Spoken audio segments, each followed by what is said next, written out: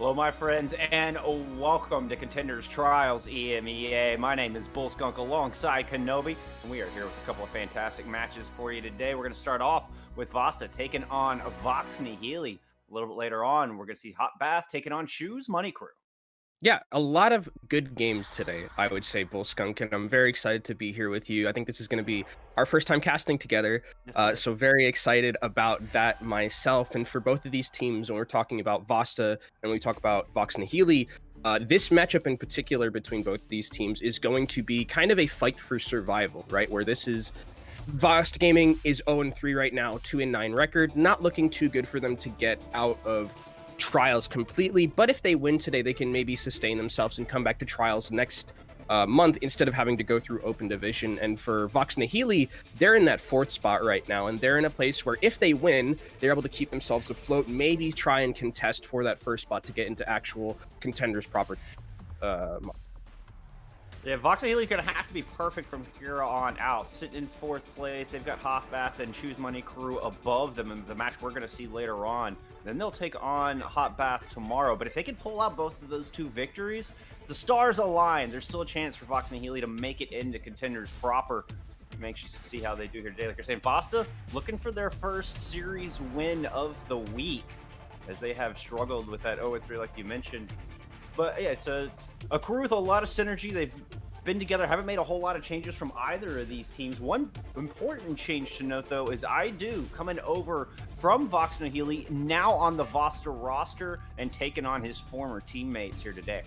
Yeah, so maybe some revenge coming in a little bit here, Bull Skunk. Maybe you want to get that W against your former team. And for VASTA Gaming, VASTA Gaming, yeah, it's all for them right now. They have everything to play for, because if they lose right now, I think it's pretty much guaranteed that they're not going to be getting into Contenders tournament. And then it's very much out of their hands to determine whether they're going to be able to get into Trials for next season. So losing here almost certainly guarantees them that they're going to be going down to Open Division, which isn't really where you want to be in these types of. No, certainly not. Certainly not. If you take a look at our map pool for today, we will start off on Lijiang Tower, Junkertown, your escort map for the day, Volskaya, your assault, and Umbani, the escort. And we'll head to Nepal if necessary, and maybe even Ilios if we get a map 6. We've already seen one map 6 this week. Crossing my fingers we get another. It's always exciting with these 2 teams. I expect it to actually be pretty close. You know, see if IDO coming over perhaps knows some of those strategies. He knows he's in their head. He's in their head. He's like, I have all of the important documents. I have the critical information that we can use to beat Vox Nihili here. But I think Vox Nihili, if we're just talking about it in general, they are the favorite here because of the record that they have and because of just how, I think, cohesive this unit is. Even though VASTA Gaming has been together for a long time, I'm very impressed with Vox Nihili from what I've seen from them so far. And when we're going on to Lijiang Tower to talk about a little bit about the compositions we're going to see, I think what is kind of taken over Overwatch currently in the meta is that Reaper, Sombra, Dive-esque composition, right? Where you have the Winston and the D.Va, you have a Sombra and a Reaper comboed along with that. So I'm going to be looking out for the Sombra players, because Sombra, I think, whenever she's in the meta, essentially becomes one of the most important characters in the entire game because of the ability to use hacks, because of the ability that EMP is such a strong ultimate. Those things are really what makes Sombra so important. And if you're going to be lagging behind on EMP charge against another Sombra who's going to have better EMP charge than you, then it really sets the tone of the game. And in this meta, I mean, perhaps the most important ultimate in the hands of a capable Sombra. I mean, you can win a fight with just a single EMP. But I mean, any way you slice it, you've got to play around that Sombra. And with the Winston D.Va that we're talking about in this composition, they tend to play more of a brawly style, where it's not the typical, or the traditional, should I say, in and out dive as we've come to know and love. It's more of a frontline brawl with a lot of maneuverability and a lot of escape mechanisms. Every single aspect of that composition can get out of harm's way in a moment's notice. Yeah, and so you see already these teams are both opting for the Reaper and the Sombra, but instead of the dive, they're going for more of a brawly composition like you were talking about, because of the fact that we're on Gardens, yeah, I believe this is Gardens. I don't remember exactly the name. It's Gardens. Okay, I got it. So it's Gardens, and there's going to be a lot of fighting in these enclosed areas where Reinhardt and D.Va are going to have a lot of value. And again, I'm still looking out for those Sombras. Who's going to get the most value at the start? Oh, Rocket going down early is not a good start at all here for VASTA. Both tanks out of the fight. And immediately you can see the ult charge on the Reaper as Pingu is nearly halfway to his first death blossom. The dual shotguns having a great impact in our opening engagement. And this is a little bit of a difference I'm seeing here, well, between these two different compositions, is that VASTA has opted for the Zarya instead of the D.Va, where D.Va does a much better job, I believe, at dealing with Reapers because you have the defense matrix. Once the bubble is gone from Zarya's, there's really nothing stopping Reapers from just rushing into you and pumping out so much damage with those dual shotguns like you mentioned. Well, in KC, Pingu, they're allowed to focus down the front line, which is what we saw in that last fight. Rocket going very low in this fight as well. I think if you're VASTA, you got to burn down the Reaper, take that threat out of there since you don't have the defense matrix to deny all of that damage. Coalescence out for both teams. Vox and Nihili looking to take the second fight. Froki with a nice boot, take Rocket down. But VASTA coming back with a couple ultimates. They'll have the Graviton Surge, they'll have the EMPs. They perhaps may have the tools to make it happen in this third engagement. And EMP is going to be the most important ultimate. You saw there from Alex basically winning the fight by itself there, Bullskunk. And now we're coming back with VASTA. This is going to be one of their best chances to take back this point away from Vox Nihili at that 60%. And they have the Graviton to combo along with it. My eyes are going to be on NKZ. Is he going to be able to eat this Graviton Surge, or is the EMP going to come out first? Oh, it's the EMP Shatter combo to start, but Froki gets the sound barrier off, and nobody is going down. Vox and Nihili stand right back up, counter with the Graviton Surge, which does make it through.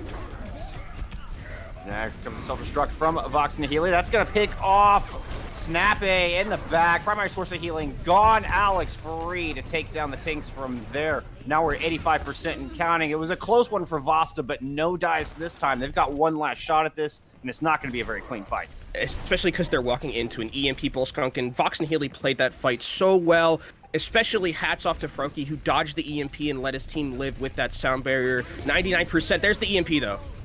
Right on to Rocket, looking to take the primary tank out of the fight early, and they find success. Reinhardt first to fall yet again from VASTA, though they managed to sneak in and flip the point in the meantime, so they're able to build up some percentage. They managed to get Froki out of the fight, but Pingu is still here, wreaking havoc with those pair of shotguns. They're going to have to take down Pingu if they want to flip it back. EMP out from VASTA finds 4. But Pingu's still laying down so much hurt, finding a 3K in that fight. After a bit of cleanup, Vox will take round number 1. And pretty convincing, I would say, there, Bullskunk, from Vox Nihili. I mean, Alex in particular, I mentioned it at the start. He was really the person that I was going to be looking out for, these Sombra players. And Alex had a pretty good game on that Sombra, had 2 very good EMPs, was packing key targets a lot of the time. And VASTA didn't really have that same type of value from their Sombra player. So already it seems like Vox Nihili has a good understanding of how this Sombra works and how to get a good amount of value out of it, while also at the same time negating the value coming out from VASTA Gaming Sombra. So that race to EMP, Vox Nihili winning it in round 1. As we head into Control Center, Control Center is an interesting caveat to this meta, because you can play up close and personal. We've seen quite a bit of EMEA come out this week already on this map, and it looks like Vox is showing us something similar. Yeah, but I think the thing about the EMEA that I actually really like in this specific match in Control Center, I got the name right this time because you said it first there, Volskung, but the thing that's really good about it is you can section off those like small corridors, the small chokeholds, right? Where if the team is separated from VASTA Gaming and Pingu puts up a good wall, you section off the team, maybe get 2 or 3 people behind that wall, and while the Mei wall isn't as strong as it used to be, it still basically can guarantee yourselves a kill. So I really think that this is a good decision from Vox Nihili to bring out the Mei here if that's actually what they're going to be running. I mean, even if you can put the damage down, get those 400-point sections of the Mei wall destroyed, you've got to be fast and coordinated to focus down the right section of the wall, get the heals through to keep what's most likely your main tank alive. We've seen Rocket drops first in the fight several times already here in just our opening round. I expect that strategy to continue from Vox Nihili. And the interesting thing that we're seeing here, Bullskunk, as well, is that NKZ is actually switching onto the Zarya. So both of them are going for more damage output coming from that Zarya with those bubbles. And VASTA Gaming, they've actually opted for the Doomfist, a character we have not seen in a very long time. Look out for WM to try and get value off those punches. And there you go, already doing so, taking out that healer. That is a huge pick. Which means Thematic did not have the sustain that your Reinhardt would like. With the Reinhardt shield gone, VASTA now getting aggressive, looking to plant their flag on this point. Nap first control, which can be oh so important, particularly on this map. Yeah, perfect start here already from VASTA Gaming with that Doomfist play from WM. Takes out the Moira, then you don't have a lot of healing because Lucio does a lot of things. Healing output isn't one of them there, Bullskunk, so no. VASTA's going to be sitting on this point, trying to accrue that percentage. Snapmate is very close to that coalescence. This should secure them another fight win here, unless something disastrous. Well, and with Pingu on the Mei, I mean, great at holding, but not so great at retakes. Can be difficult. See the wall trying to divide off the heal there, but not finding success. Snapmate's going to throw the coalescence down, drive Vox Nihili all the way back into this tiny corridor, which leaves him wide open for an Earth Shatter. 3 members go down immediately. WM falling with a great kill in the Doomfist, and VASTA holding on tight. Yeah, WM also hit a huge 3-man uppercut in that fight as well, securing the shatter from Rocket. And this VASTA Gaming, I am liking what they're doing so far with this Doomfist. It's getting a ton of value, and Vox Nihili is also a little bit scared of it. They don't know where to go because WM is changing where he's coming in. His angles of entry every time are not the same, so they always have to be looking over their shoulder. Vox Nihili rotate all the way through server room to try to avoid that choke. Graviton Surge from Nipahog clips the center pillar, will not find much value. Sound Barrier out from Froki to try to get aggressive, and 2 kills come through, but Aidu wins the Reaper battle. But the front line of Vox Nihili will not be denied as they take the point for the first time on Control Center. And I mean, Nipahog tried to thread the needle, but the Graviton Surge just a little bit too thick there. Doesn't end up getting through that little sliver in the Mei wall, and the ultimate gets no value. And now for Vox Nihili, they're in a pretty decent position with their ultimate economy. They have the Graviton Surge, they have the Earth Shatter, and the Blizzard. This is going to be very difficult here for VASTA to win.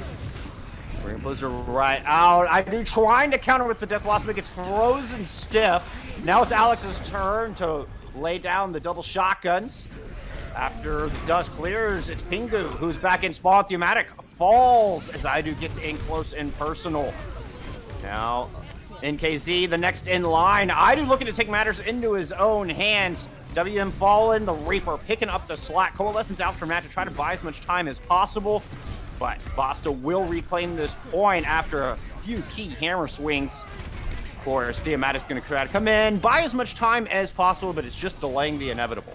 Yeah, here, if you're in Vox Nihili, you're just trying to force out some ultimates, possibly, if you can at all. But very good patience from VASTA Gaming to not really use any of those important ultimates. They're keeping their Graviton Surge, they're keeping their Earth Shatter, and they're keeping the Coalescence, which is huge because we're at 80% here. Bullskunk, if Vox Nihili does not win this next fight, they are going to lose this round of Control. This is last fight territory for them.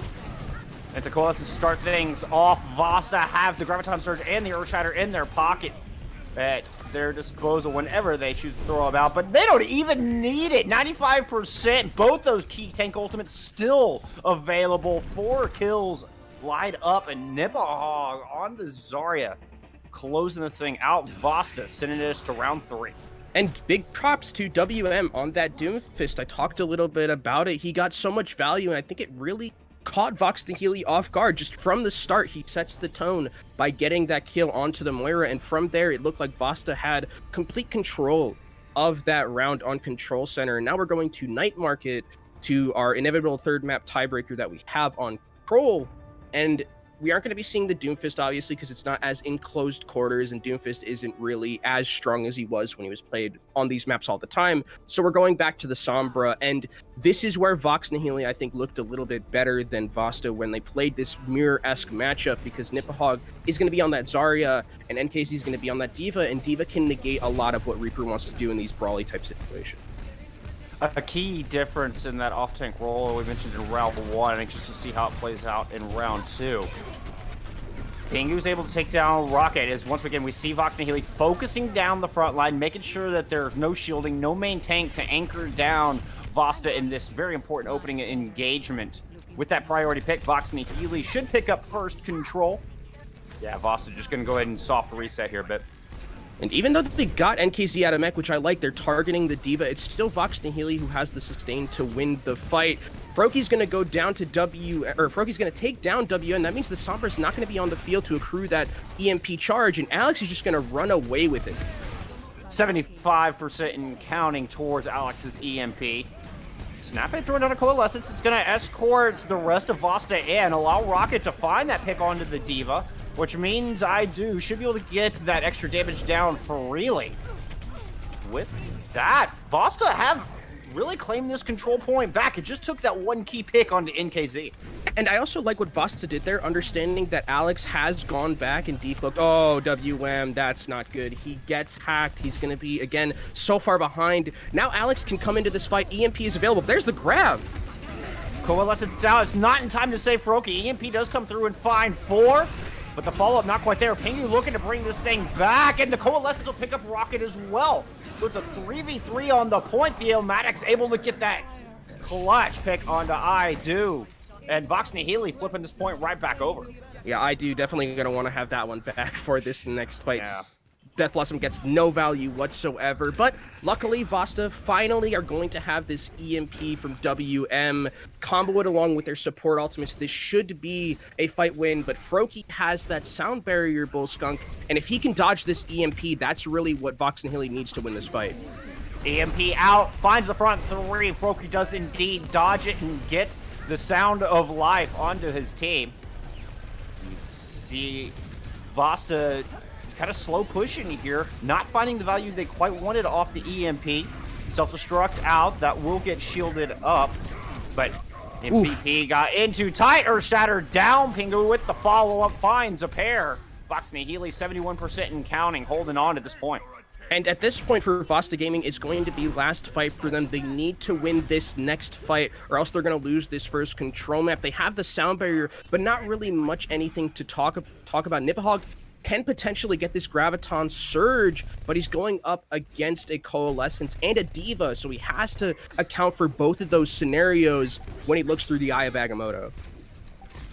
VASTA need to show a little bit of patience here, get those tank ultimates online, get that Graviton Surge in the perfect spot. Overtime Wick starts to burn. EMP out from Alex. That's going to 5-3. Rocket goes down. WM falls. Could be disastrous. Nipahog does have the Graviton Surge. Does manage to will it through, but the follow-up is not there, and Vox Nihili take map number 1 in the 1-0 lead to start off the day for.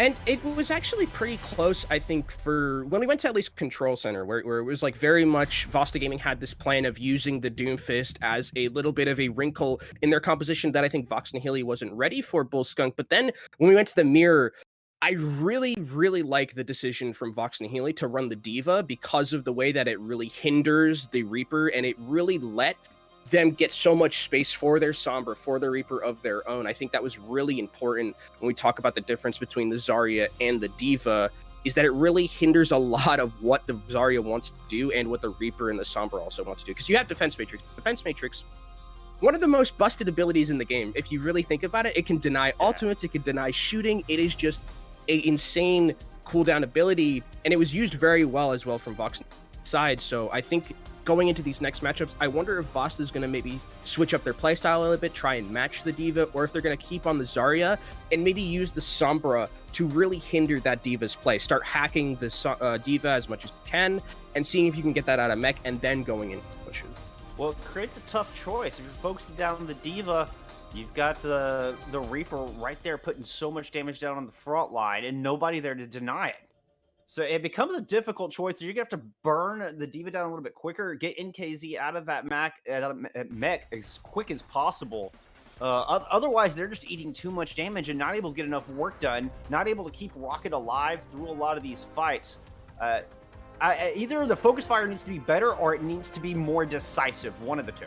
Yeah, and when we go to Junkertown as our next map, I'm interested to see what both of these teams are going to be running, since it is a map where the brawl style might not be as valuable, especially because you have those long sightlines. Double sniper could be a possibility in this matchup because Junkertown, I mean, ever since Junkertown's come out, Junkertown A side has always been just like, this is Widow's playground, right? You have so many long sidelines to play around, so that's what I'm going to be looking out for both the teams. Is there going to be a Widow player that we're going to be seeing come out and really try and take over the game from that sniper hit scan standpoint? Wouldn't hurt my feelings, Kenobi. It's always exciting to see those wicked Widow shots, some great grapple aerobatics.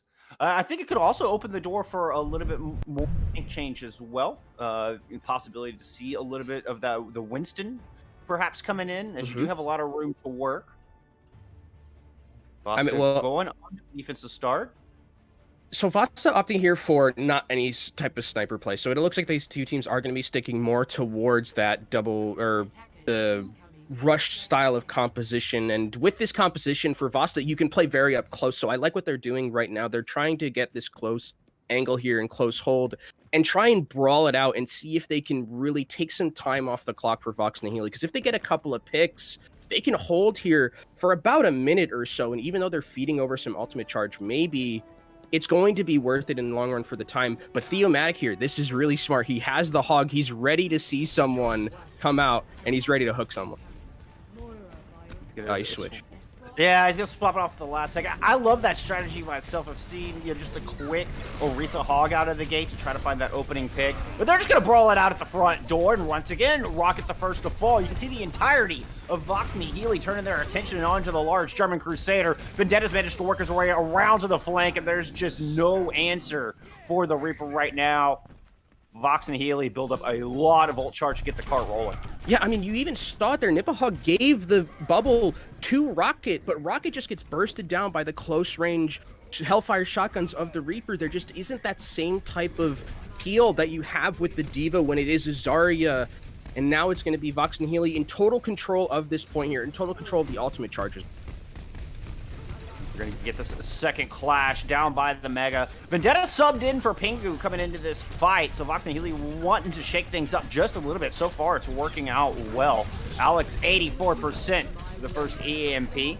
Manual hack on NKZ is going to get demacked. Good priority. Oof. As VASTA is trying that focus fire, but the Coalescence burns through. Rocket goes down. WM falls with the EMP in their pocket. Both DPS ults for Vox Nihili ready to go, and I don't even think they're going to need to use them. Oh, but they're committing the sound barrier here, and the EMP is coming out from Alex, stripping away all of that sound barrier shielding, and this should be Vox Nihili taking this point right here, boy. Despite losing Vendetta early. Oh, but here comes the EMP from the other side. Brokey's able to get the sound barrier off, trying to keep Theomatic in the fight, but the priority fire there. Theomatic goes down, and VASTA making me eat my words as they have come back. NKZ will not be outdone, does not want to give up this fight easily. Now has a Graviton Surge to contend with. Death Blossom comes through, but gets immediately shut down by Nipahog. The extra damage from the Zarya proving very valuable at this hold. I mean, Nipahog probably heard me, and he's like, okay, I'll show you that Zarya can get a lot of value, and there gets a ton of value right there off of the raw damage output and the Graviton Surge, saving his team. And in a fight that it looked like Vox Nihili had in the bag, they end up losing because of an EMP coming out from WM to save them, as well as the damage from Zarya. So now, coming back in, Vox Nihili, they have all the ultimates to work with, though. They have a Shatter, they have a Coalescence, and an EMP is close from Alex. Alex just used that EMP2 already, 83% to another. It's going to be the Earth Shatter to open things up. MVP dropping immediately, but Theomatic overextends a little bit, gets himself on the other side of the cart and away from his healers, falls in the midst of that brawl. Nipahog trying to circle around, is on their back, 100 charge. All that damage from the Zarya is too much for the DPS duo of Vox Nihili to handle. And missing their main tank and both those DPS. It's time for a reset. Just 65 seconds left on the clock.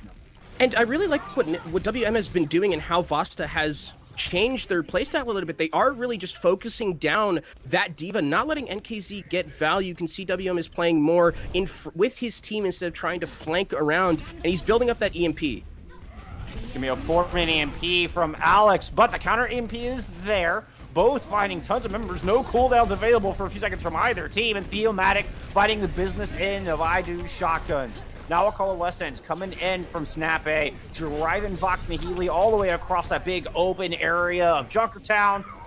A quick reset might yield another fight for Vox Nihili, but they're gonna have to regroup with a absolute urgency. And they're committing here, Sound Barrier and Coalescence both at the same time. They want to win right here, right now, Bullskunk. Death Blossom out from Vendetta is going to find one. Once again, Theomatic in a tough spot. Vendetta there to bail him out at the last second. Wonderful heals keeping Theo in the fight. And now there's just 3 remaining members of VASTA. They managed to hold on to overtime, and eventually Vox and Nihili pick up point A. Vox and Nihili holding their breath, letting out a sigh of relief here because that was very close to being full held on Junkertown point A. Now they can start moving through the streets phase of Junkertown here. Not a lot of ultimates just yet on the side of VASTA, but when we look at Vox and Nihili, they have that important one from Alex. That EMP is going to be online. You can see him trying to spy check and make sure that WM isn't getting on these. VASTA able to get the high ground. I was worried after that late defeat that Vox and Nihili might be able to claim this advantageous position. But they're just going to fall back in the cart, playing it safe. Graviton Surge out from the defense, and that's a huge one. Immediately, Theomatic goes down. VASTA getting aggressive, dropping down, finding all the kills they can find. Vox and Nihili running for their lives. Great presence of mind from Nipahog. He sees the Diva, leaves a little bit to that Mega Health Room, and then he just throws that Graviton Surge, yeets it right down onto the side of Vox and Nihili, and they take the fight just off at the back of one ultimate, which is really good for their ultimate economy. And for VASTA Gaming, they're starting to accrue all their ultimates with 1 minute and 20 seconds left. This is the last rotation of ultimates they're going to get if they don't win this fight. WM able to catch up with that EMP as well. Oh no! Oh no! Booped off into point A, waste the Earth Shatter, and that left Vendetta wide open on the front line. Primary source of damage now absent for Vox and Nihili. The only good news for them is they saved that EMP. They still have their sound barrier as well. That is tragic there. That Theomatic from getting no value off of that shatter whatsoever. Vox and Nihili still coming back. Have some ultimates to work with again, but now it's VASTA who have an EMP to counter the EMP of Vox Nihili here. WM getting the EMP off first. It manages to hack Feroki in the process. That means no sound barrier, no saving grace for Vox Nihili. And half the team eliminated. It was swift. They might get one more shot at this thing. And Alex countering with that EMP, I don't know if that's a good decision there. I would have liked to have seen him keep it because you come back, you have one more fight. And if you had an EMP here, this would have been a fight win, easy peasy. Yeah, throwing the win condition away a little too early. Now MVP able to use their sound barrier aggressively. Feroki's never even going to get that one off. It's a desperation self-destruct onto the objective to try to buy time, but NKZ can't even get back in mech. And VASTA putting up a fantastic hold on Junkertown. Feroki finally throws down that sound barrier, finds nothing but themselves. Vendetta is going to throw the Death Blossom over the top, and everybody's just pressing Q in hopes of making something happen, but VASTA will not be dislodged. They're just patiently getting all of these kills. Nipahog has 100 energy. He's going to melt through the health bars here of Vox Nihili. Tracer just to try and get some last touches on the point. They're holding pretty significantly well, Bullskunk. You gotta admire Vox Nihili's determination. They're not giving up. They're gonna throw everything at this to try to get it going, but VASTA's hold, they had a firm grip on that defense. They finally gave up point A, but then only gave up 36 meters on point B.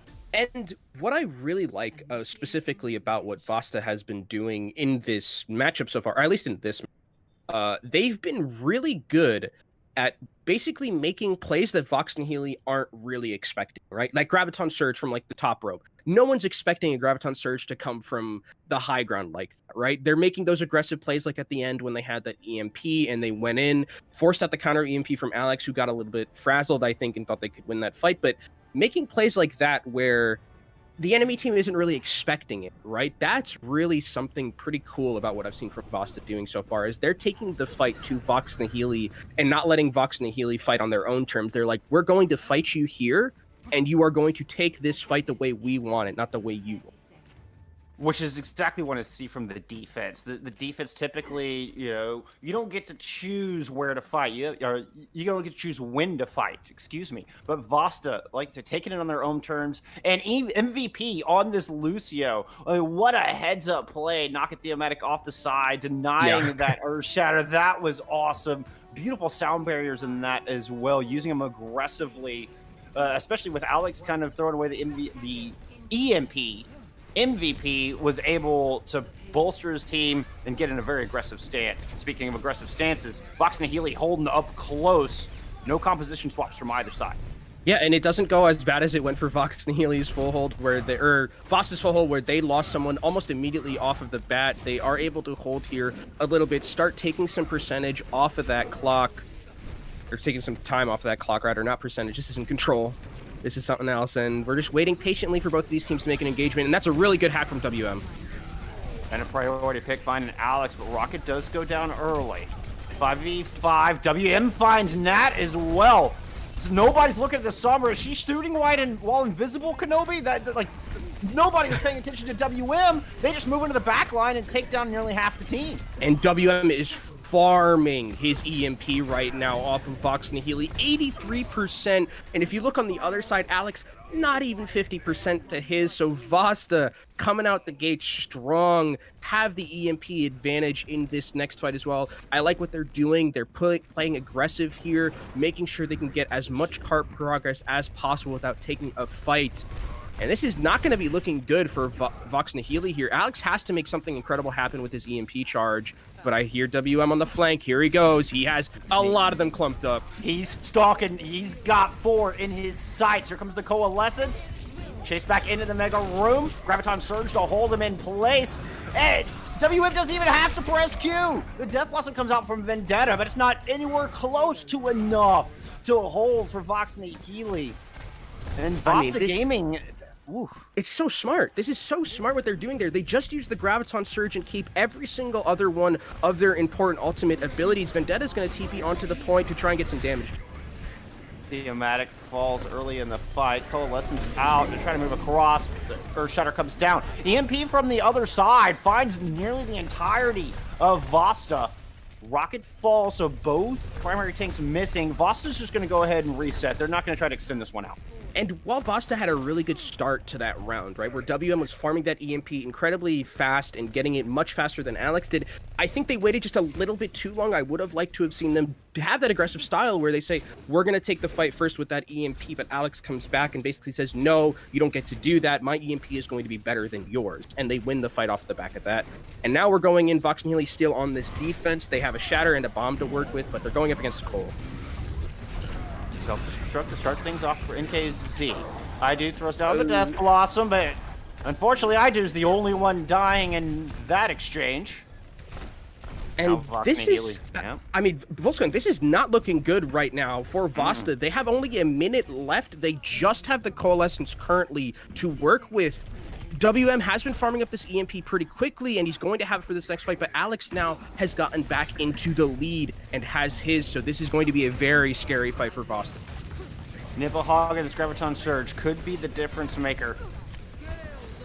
Assuming they don't get hacked up first. Theomatic throws down the Earth Shattered, Snap A falls. Alex drops the EMP and is going to find 3. Rocket goes down, MVP goes down, Vendetta free to drop the Death Blossom. Nothing there to stop all that damage. And you see Vox Nihili, they know that they have used a lot of these ultimates, and they're going to play aggressive here against VASTA Gaming, because VASTA only has 23 seconds left. A lot of ultimates used from Vox Nihili there, and they're gonna be on the back foot. They are going up against that EMP from WM. Can it get a lot of value? Because that's what they need to win this. They run through small Mega Room, and that's what got them trapped the first time. Nipahog does it again, finds them with the Graviton Surge, half of the defense missing. As you hear the dramatic music start, the overtime wick is a burning. But VASTA Gaming fighting the kills. We're looking to, this looks very familiar. I'm having a bit of deja vu here, Kenobi. Yeah, we're both OT on both sides, coming into Streets phase with 2.5 minutes, and that really comes down, that last fight, to the fact that Vox Nihili used a lot of their ultimates in the fight before. VASTA comes in with the EMP, basically wins the fight off the back of that, and now they're able to keep a lot of their important ultimates. They have both support ultimates against only the one support ultimate from Vox Nihili, so VASTA Gaming a little bit in the driver's seat when it comes to that support ultimate charge. We're seeing Alex, though, very close to that EMP. Someone's got to make sure the cart doesn't get all the way to that green box of victory. I was thinking the same thing. Vox Nihili can't sit on that high ground forever. Both sound barriers coming out early, but Theomatic does not receive any of the bonus shielding. But the Death Loss is denied by that beautiful self-destruct. Coalescence from the high ground. not enough to keep people in the fight.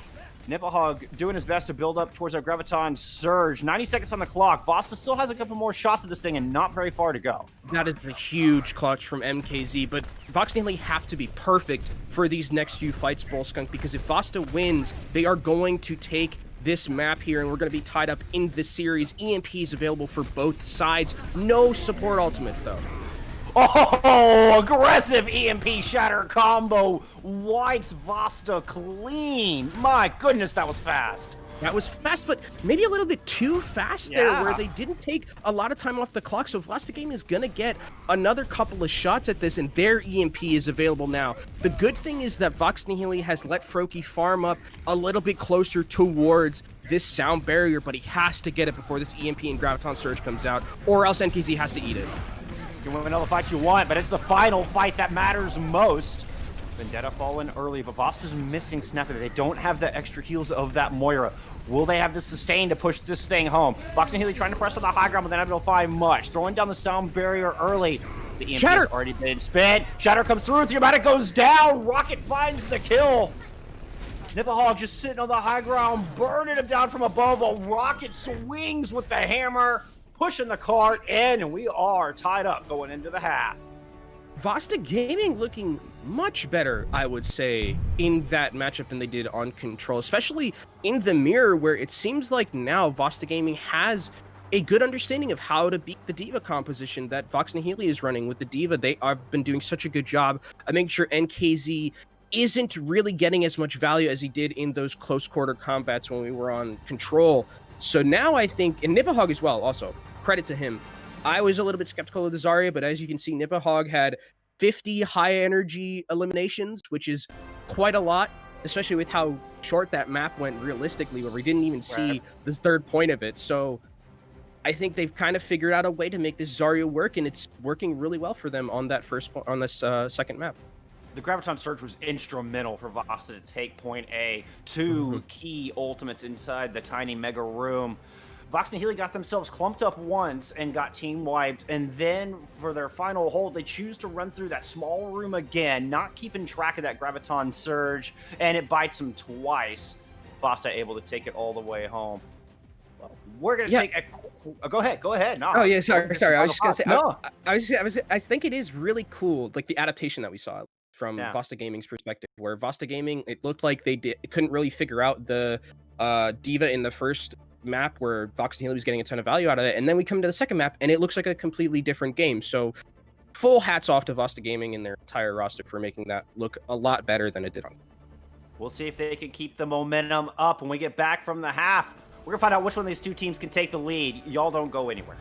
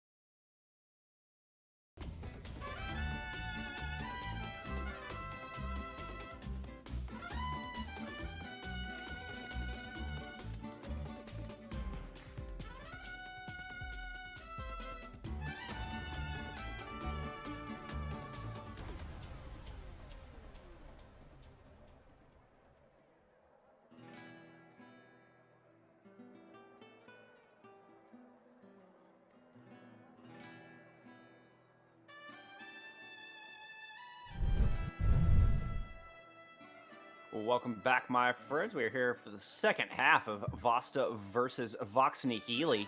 We're all tied up as Vasta's able to take map number 2 with some wonderful adjustments, able to burn down that Diva, making good use of the Zarya. We'll see if that trend continues as we head into Volskaya for map number 3.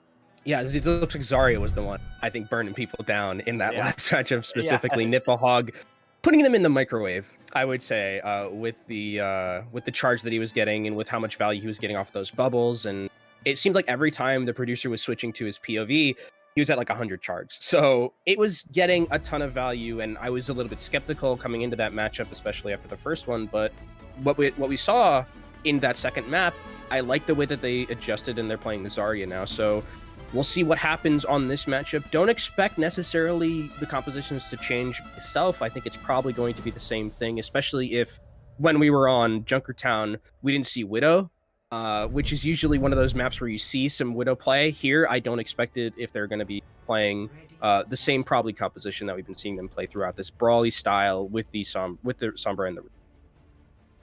We did get one change. Teams swapping sides, so Vox Nihili will start us off on the defense. As you are correct, no compositional swaps, just sticking with the Ryan Diva and the Sombra Reaper. And again, we're going to have to see how VASTA Gaming plays around this, right? They did such a good job last time of really forcing what I like to call the mental RAM of the player, which is NKZ had to really look at a lot of things. Like he had to be, focusing on the Reaper, had to be focusing on the Sombra and the Zarya, really having to make tough decisions on where he wants to put his attention. And if VASTA can kind of recreate that for this map, I think they have a pretty good chance of winning it because they're not switching anything. They're sticking with that Zarya still. And I like this already. Hacking from Alex, getting that mega health room, really good for this team because then you can really play around that and get a lot of healing outside of just the supports that are coming from this Moira and the Lucy. Very interesting defensive posture as well, sitting up on middle box. Typically you'll see the defense sit on the far left platform from the attacker's POV. As VASTA has looped around to the top right-hand side, looking for an opening.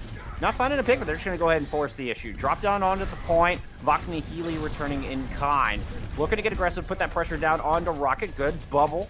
Keeping him nice and topped off, giving Nipahog that charge to do the microwaving.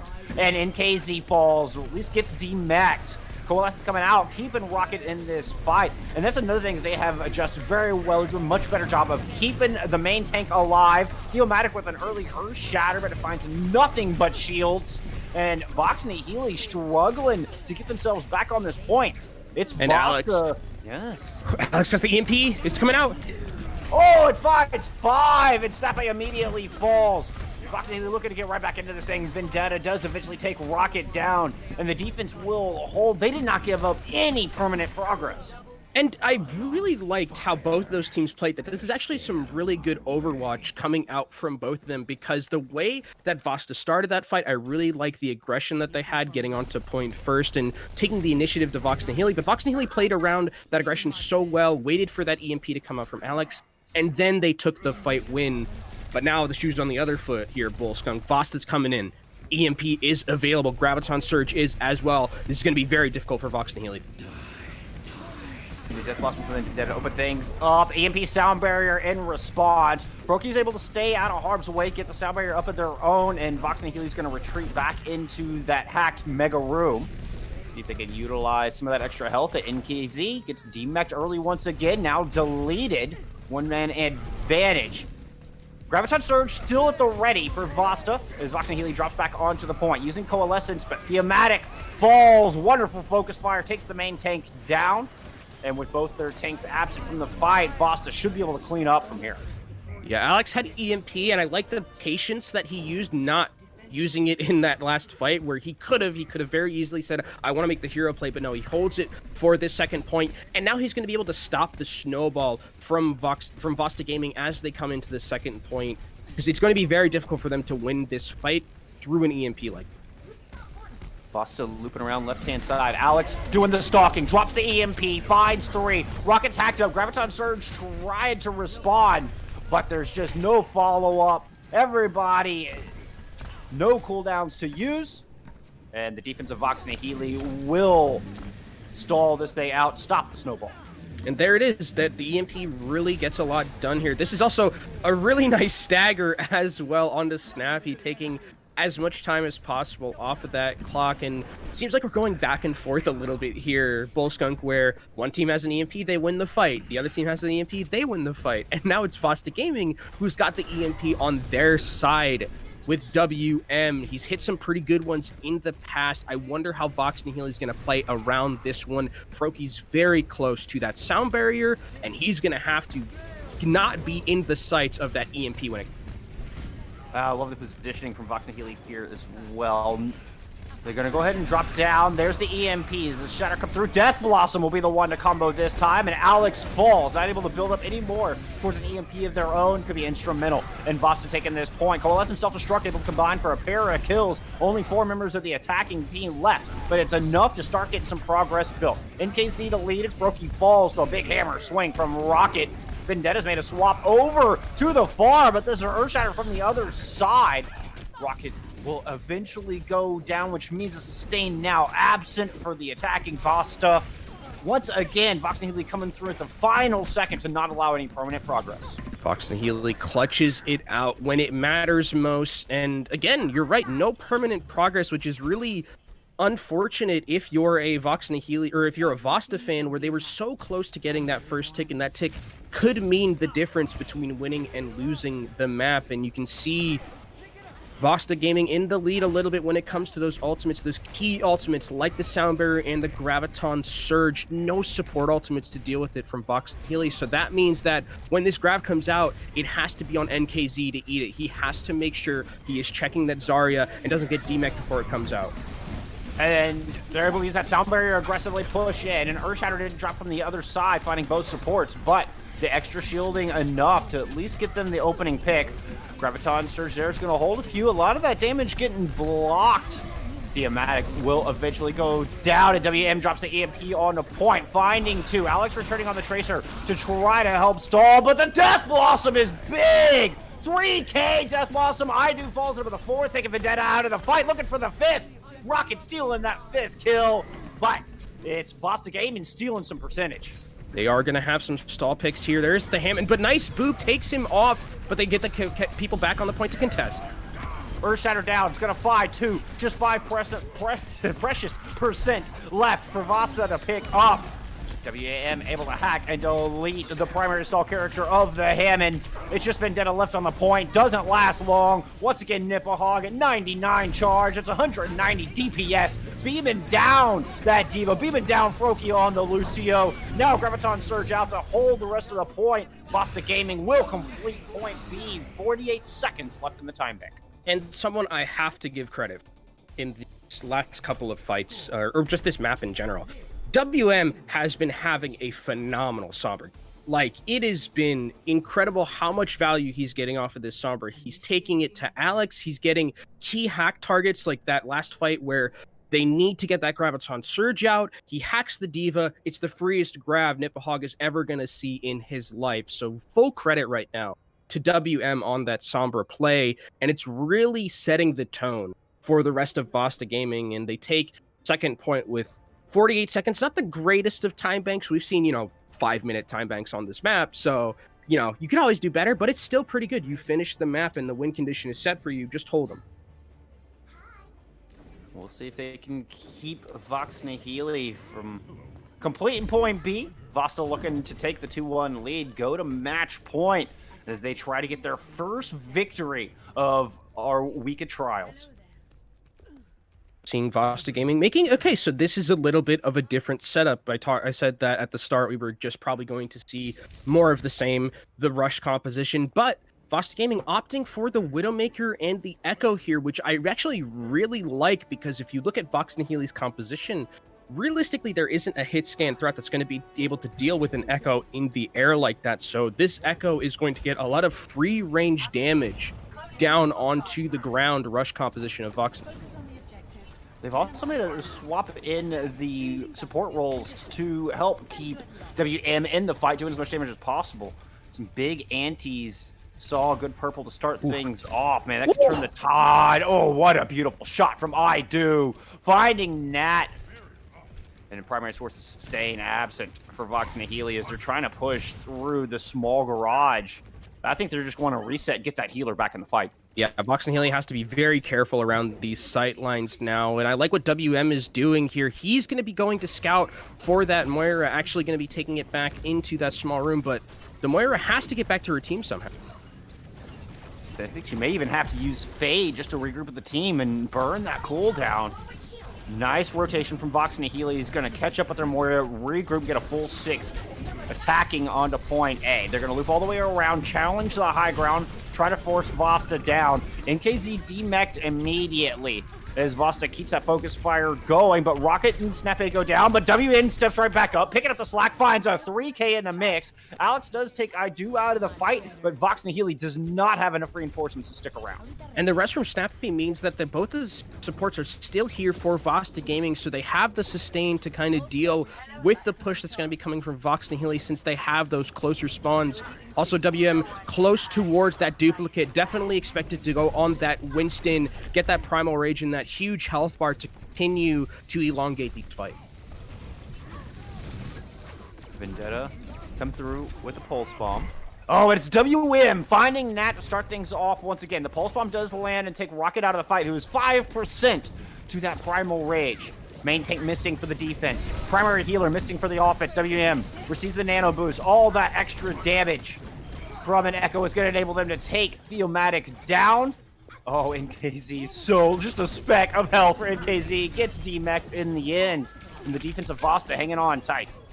The last pixel of health, not enough to keep NKZ alive. And WM is just having a field day right here. Nipahog has to use the self-destruct to stay in mech, but that's totally fine. I think that's definitely worth it, all things considered. And this defense from VASTA is looking so clean, Bull Skunk. I mean, compared to what we saw in Control and compared to what we're seeing now, VASTA Gaming is looking like the team to beat series.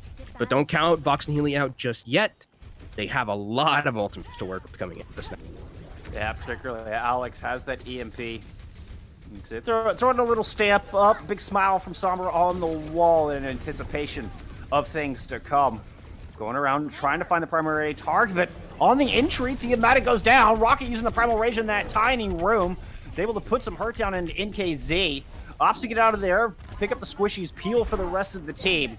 And VASTA so far still have all 6 members of the defense available. And they're about to have a 6-pack of ultimates as well. And you know the old adage, Bull Skunk, 5 ults you win, 6 ults you lose. Hopefully, if you're a fan of Vox and Nihili, the first adage doesn't come true, as all of these ultimates are online. The dive from Theomatic not getting a lot of value. No, just gonna end up trying to take residence on the point. Self-destruct over the top doesn't find much value either, and NKZ can't even get back in the mech. Beautiful play from WM to pick off the pilot. And now the EMP over the point, duplicating the Sombra, getting that extra huge ultimate down. Theomatic has the Primal Rage, but is antied up, not able to receive any of that healing from Nat's Moira, and Theomatic falls. But now before picking up Snappy, will there be the opening necessary in case he's able to find IDO, and Vox and Nihili have finally broken this thing open? It took them a long time, but they are finally able to get this first point, Vox and Nihili, and it's off the back of a really well-placed Diva Bomb from NKZ that forces the Echo to switch over to the Sombra, something that isn't like a Winston that gets the same amount of value. So really well played from Vox and Nihili at the very end. It seems like both of these teams, Bull Skunk, really like taking points in overtime. You know, before that, it doesn't matter. We just want overtime. We just want overtime clutches. That's what we want to get here. And now we see IDO switching over to the Ashe, offers a little bit more utility. And MVP, I don't know what he was doing over there. Yeah, that not great positioning. MVP caught out early.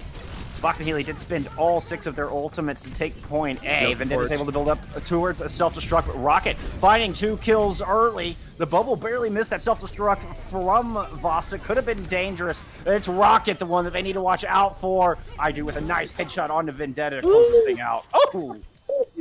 Can't do it like that. I thought there was going to be some teabag action happening there, but IDO said, no, I'm just going to take the kill. No BM here, but I mean, Rocket comes out of completely nowhere there and just wins that fight because he kills Froki and Nat. That is no supports for Vox and Nihili as they're going in, and now they have to reset, come back into this fight. 1 minute and 50 seconds left for them.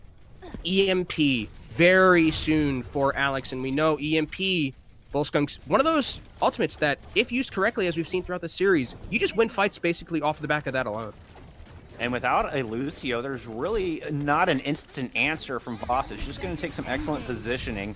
Oh, and trying to keep your main tank alive. Rocket falling first. WM going to pick up the slack, turn into the Winston of their own, drops the Primal Rage, but gets hacked up. Not able to chase down the Lucio, and that burns them down with the Coalescence. Thematic jumps onto the point, dropping the Primal Rage of their own, looking to control that high ground, not allow IDO to get those key shots in. EMP coming out from Alex, does find 3 and will disable the Bob on the point. IDO not able to find any value from the Nano Boost.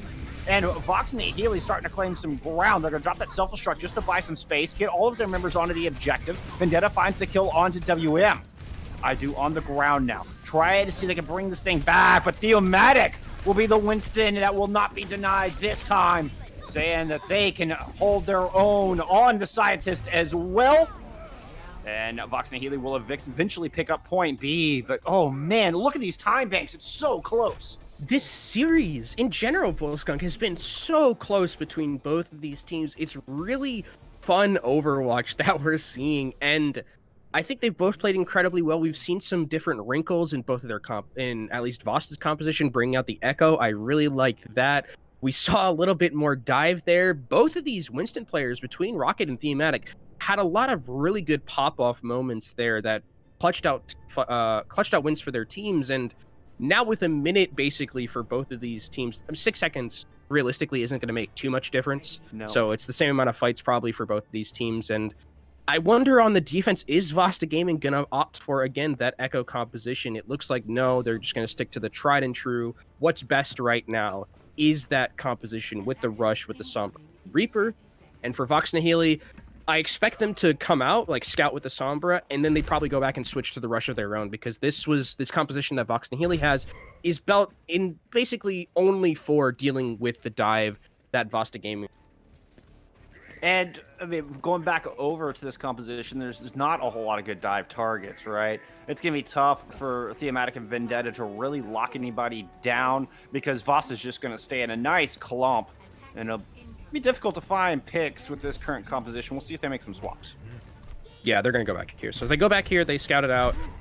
This is actually pretty decent for VASTA Gaming in the sense that now that, like, there's already 15 seconds that's gone for Vox Nihili that they had to switch these characters. So this is really, like, if this fight is elongated, which it isn't Brawl, this is the only fight they're going to have here. Yeah, a third of the time bank used up just making swaps. Rocket hacked out early and is low. NKZ able to find that kill. So Vox and Nihili with a huge opportunity to push in, especially with the follow-up onto Nipahog. No more tanks, no more sustain. And VASTA just backing up out of there. They don't want to lose any more members. And Alex rather says, WM, you've been playing a really good Sombra, but this time it's my turn to get the insane amount of value. And he does. Huge hack onto Rocket at the start, isn't able to hold up that shield to negate the damage. And again, no Diva. So there isn't anything to eat the Sombra damage or the Reaper damage that's just bursting down Rocket. And a very easy take for Vox Nihili at the start. They're coming into the second point. Coalescence is close for them, so they have a snowball ultimate here as they come into second. Vox Nihili looping around left-hand side. They want to close this gap, not give up any free damage. There goes the Coalescence out early, and what a great play. It's keeping Thematic in the fight, put a lot of damage down onto Rocket, who was hacked up, deleted. And once again, VASTA does not have a main tank up front. Now the EMP comes out from the defense. That's going to find 5. Is there enough follow-up there? Alex takes too much damage and is forced to get out. Snap 8 drops down the Coalescence. Oh no, the Graviton Surge holding him off points. A 6-man EMP from the other side, but there's no reinforcements left. Vox Nihili will get denied on point B, but with only 1:06 left on the clock, this is a feasible hold, very winnable game. Yeah, very good win condition here for Vox Nihili, and it's possible draw. So we memed a little bit about the fact that we had a 6 mapper earlier in the week. It's possible here again, Bullskunk. It is definitely a possibility.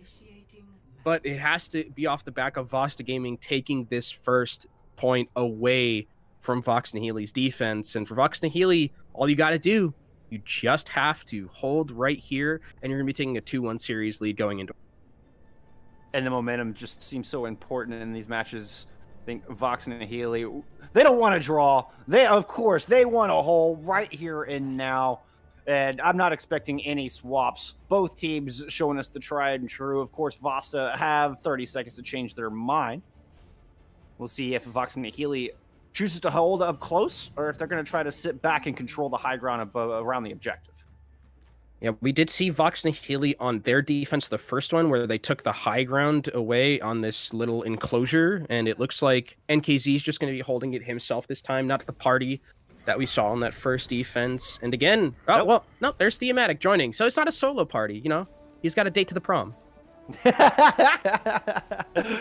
have a little dance on top of middle box. A tank dance. Tanks stay together. They stay together. They stick together. VASTA, 65 seconds. Make something happen here in extra innings. Still looking for that first series win. Of course, they want to go up match point, and they're going to push in left side to try to make that happen. Got to be very careful in that tiny little room. Vendetta just drooling, seeing all the opportunities in front of him, but is wisely going to play it safe. Just sit back and let VASTA make a move. There's the bubble out already from the Zarya, and they have to go into the small room. A lot of healing coming out from Snappy. He's doing a great job of keeping his team alive, but a lot of time is being taken off the clock. This is already 27 seconds left for VASTA Gaming. If they don't win this fight, they're not winning this map. VASTA? Oh, no. Point. Oh, no! Snappy goes down. What a find from Froki. Now, the Earthshatter coming through. Rocket could be in trouble. No! Rocket wins the duel. The support is there. The peel on point for VASTA, and they still have some hope in this, but health bars are low with Snappy out of the fight. There's nobody to heal up Rocket. IDo is not even able to get any of that health back. Can't find any of that vampire healing. Now, it's a duel and coalescence on the point, and desperation time for VASTA as the EMP finds Nipahog. The one last hope for VASTA is denied. Vox Nihili taking the 2-1. I mean, that was an insanely clutch play from Froki. That pick, if he doesn't get that pick, there's coalescence available for VASTA. Like, that is a very winnable scenario for them, but a Reddit Lucio clutch play comes up and they're able to take the win. Our Vox Nihili, still an incredibly close series. Would not be shocked if this went to 5. No, I would not be shocked at all. My goodness, these teams do look neck and neck. Neither want to go down into open division. Both teams looking to keep their trials hopes alive. Oof. We're headed to Mbani next. We're going to have a lot of high ground to play with. I mean, when we had a lot more room to work, VASTA was able to pull it out on Junkertown, Volskaya a little bit more up close and personal, which I think is favoring Vox Nihili at this point. But as we head into Mbani, there's certainly room for VASTA to bring it back.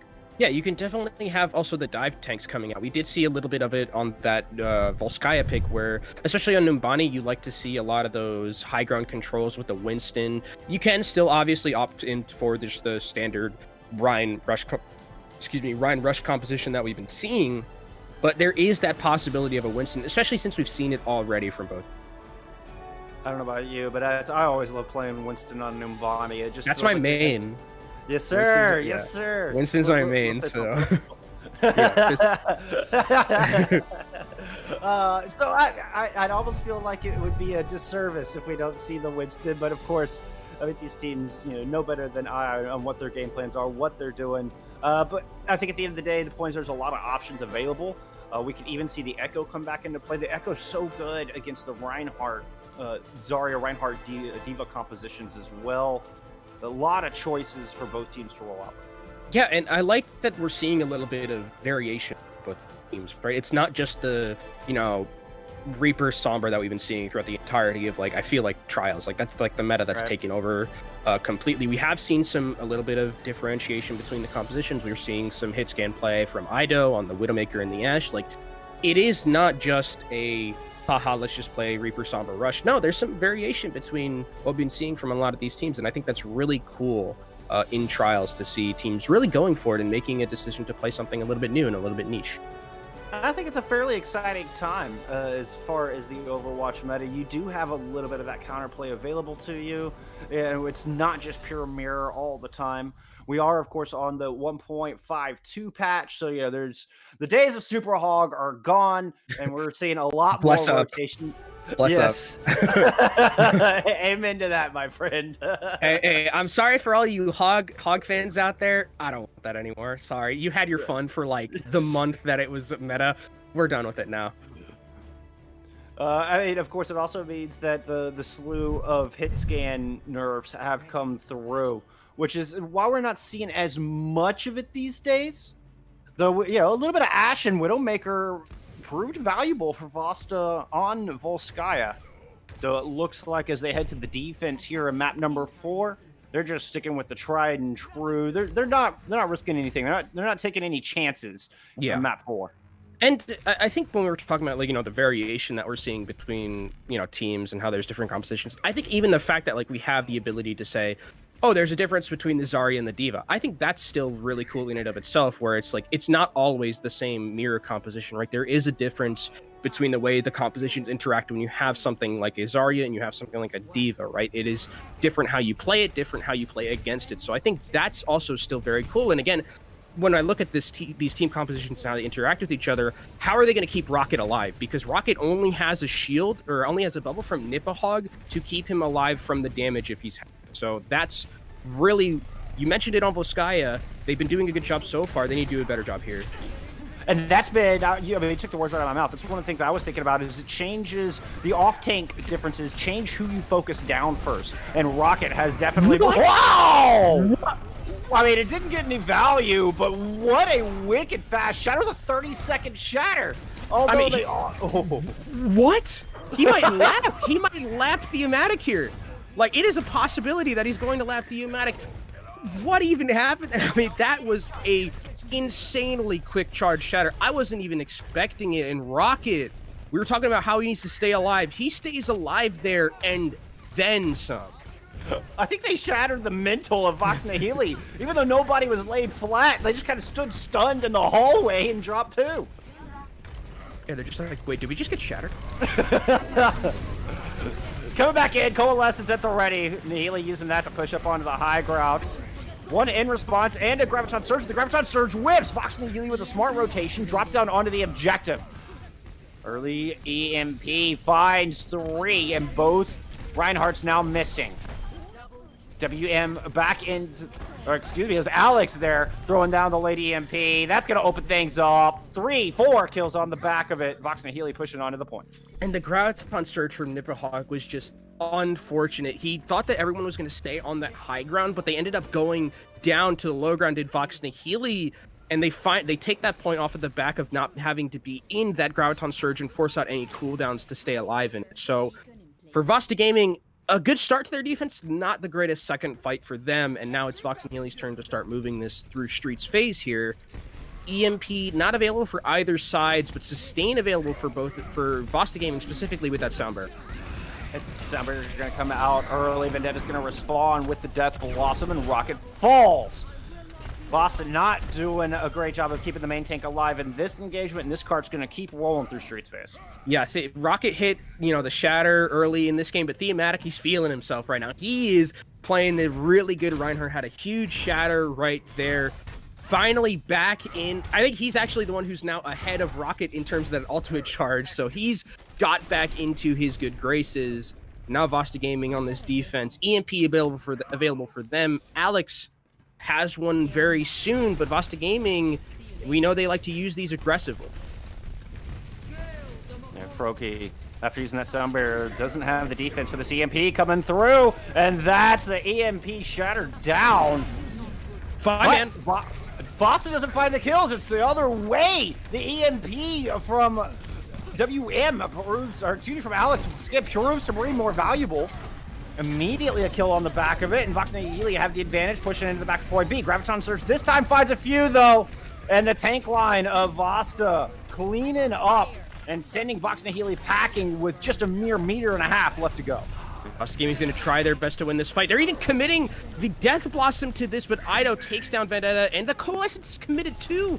A lot of ultimates committed for a fight that looked like it was completely lost there. Bullskunk, would have liked for them to have just let that one go. You still have 2 minutes and 45 seconds to work with. You don't need to commit those ultimates in that fight, because now your ultimate economy is going to be in the dumpster against the ultimate economy of VASTA Gaming. Very poor discipline from Vox and Nihili indeed. They only had half a team there, and you commit 2 of your ults. That fight was certainly lost. I mean, now you got Sound Barrier for the defense, Earth Shatter coming up, and most importantly, that EMP for VASTA Gaming. But Alex coming up on one of their own. It's going to be Coalescence to start off this fight as VASTA drops down for the high ground. Thematic just beating a quick retreat, able to stay alive with a little help from their healers. Rocket gonna be charging back and trying to get into a good position. Again, Alex and WM have those EMPs available. Alex is going first. That's gonna find 4. MVP goes down, Rocket goes down. Not able to get to that Earth Shatter. And Vox and Healy just dropped to the low ground for a bit of cleanup. They'll pick up point B. Yeah, they were. I think VASTA was not expecting that EMP to come out at that moment right there, because WM was in a position where he got EMP'd.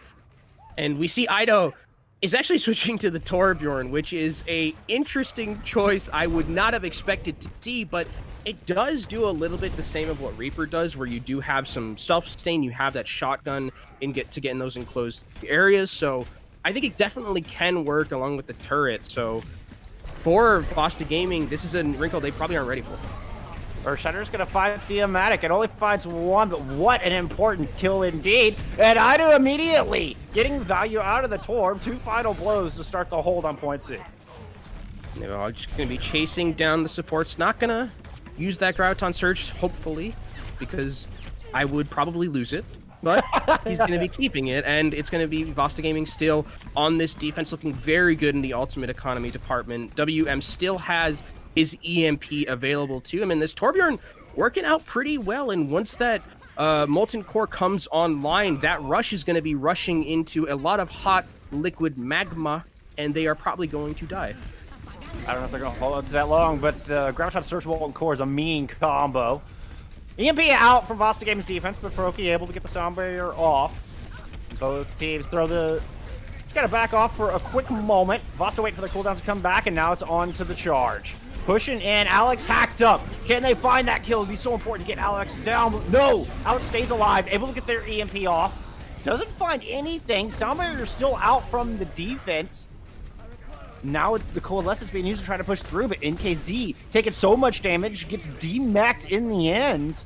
And with that loss, Vox and Nihili kind of slowing their approach here.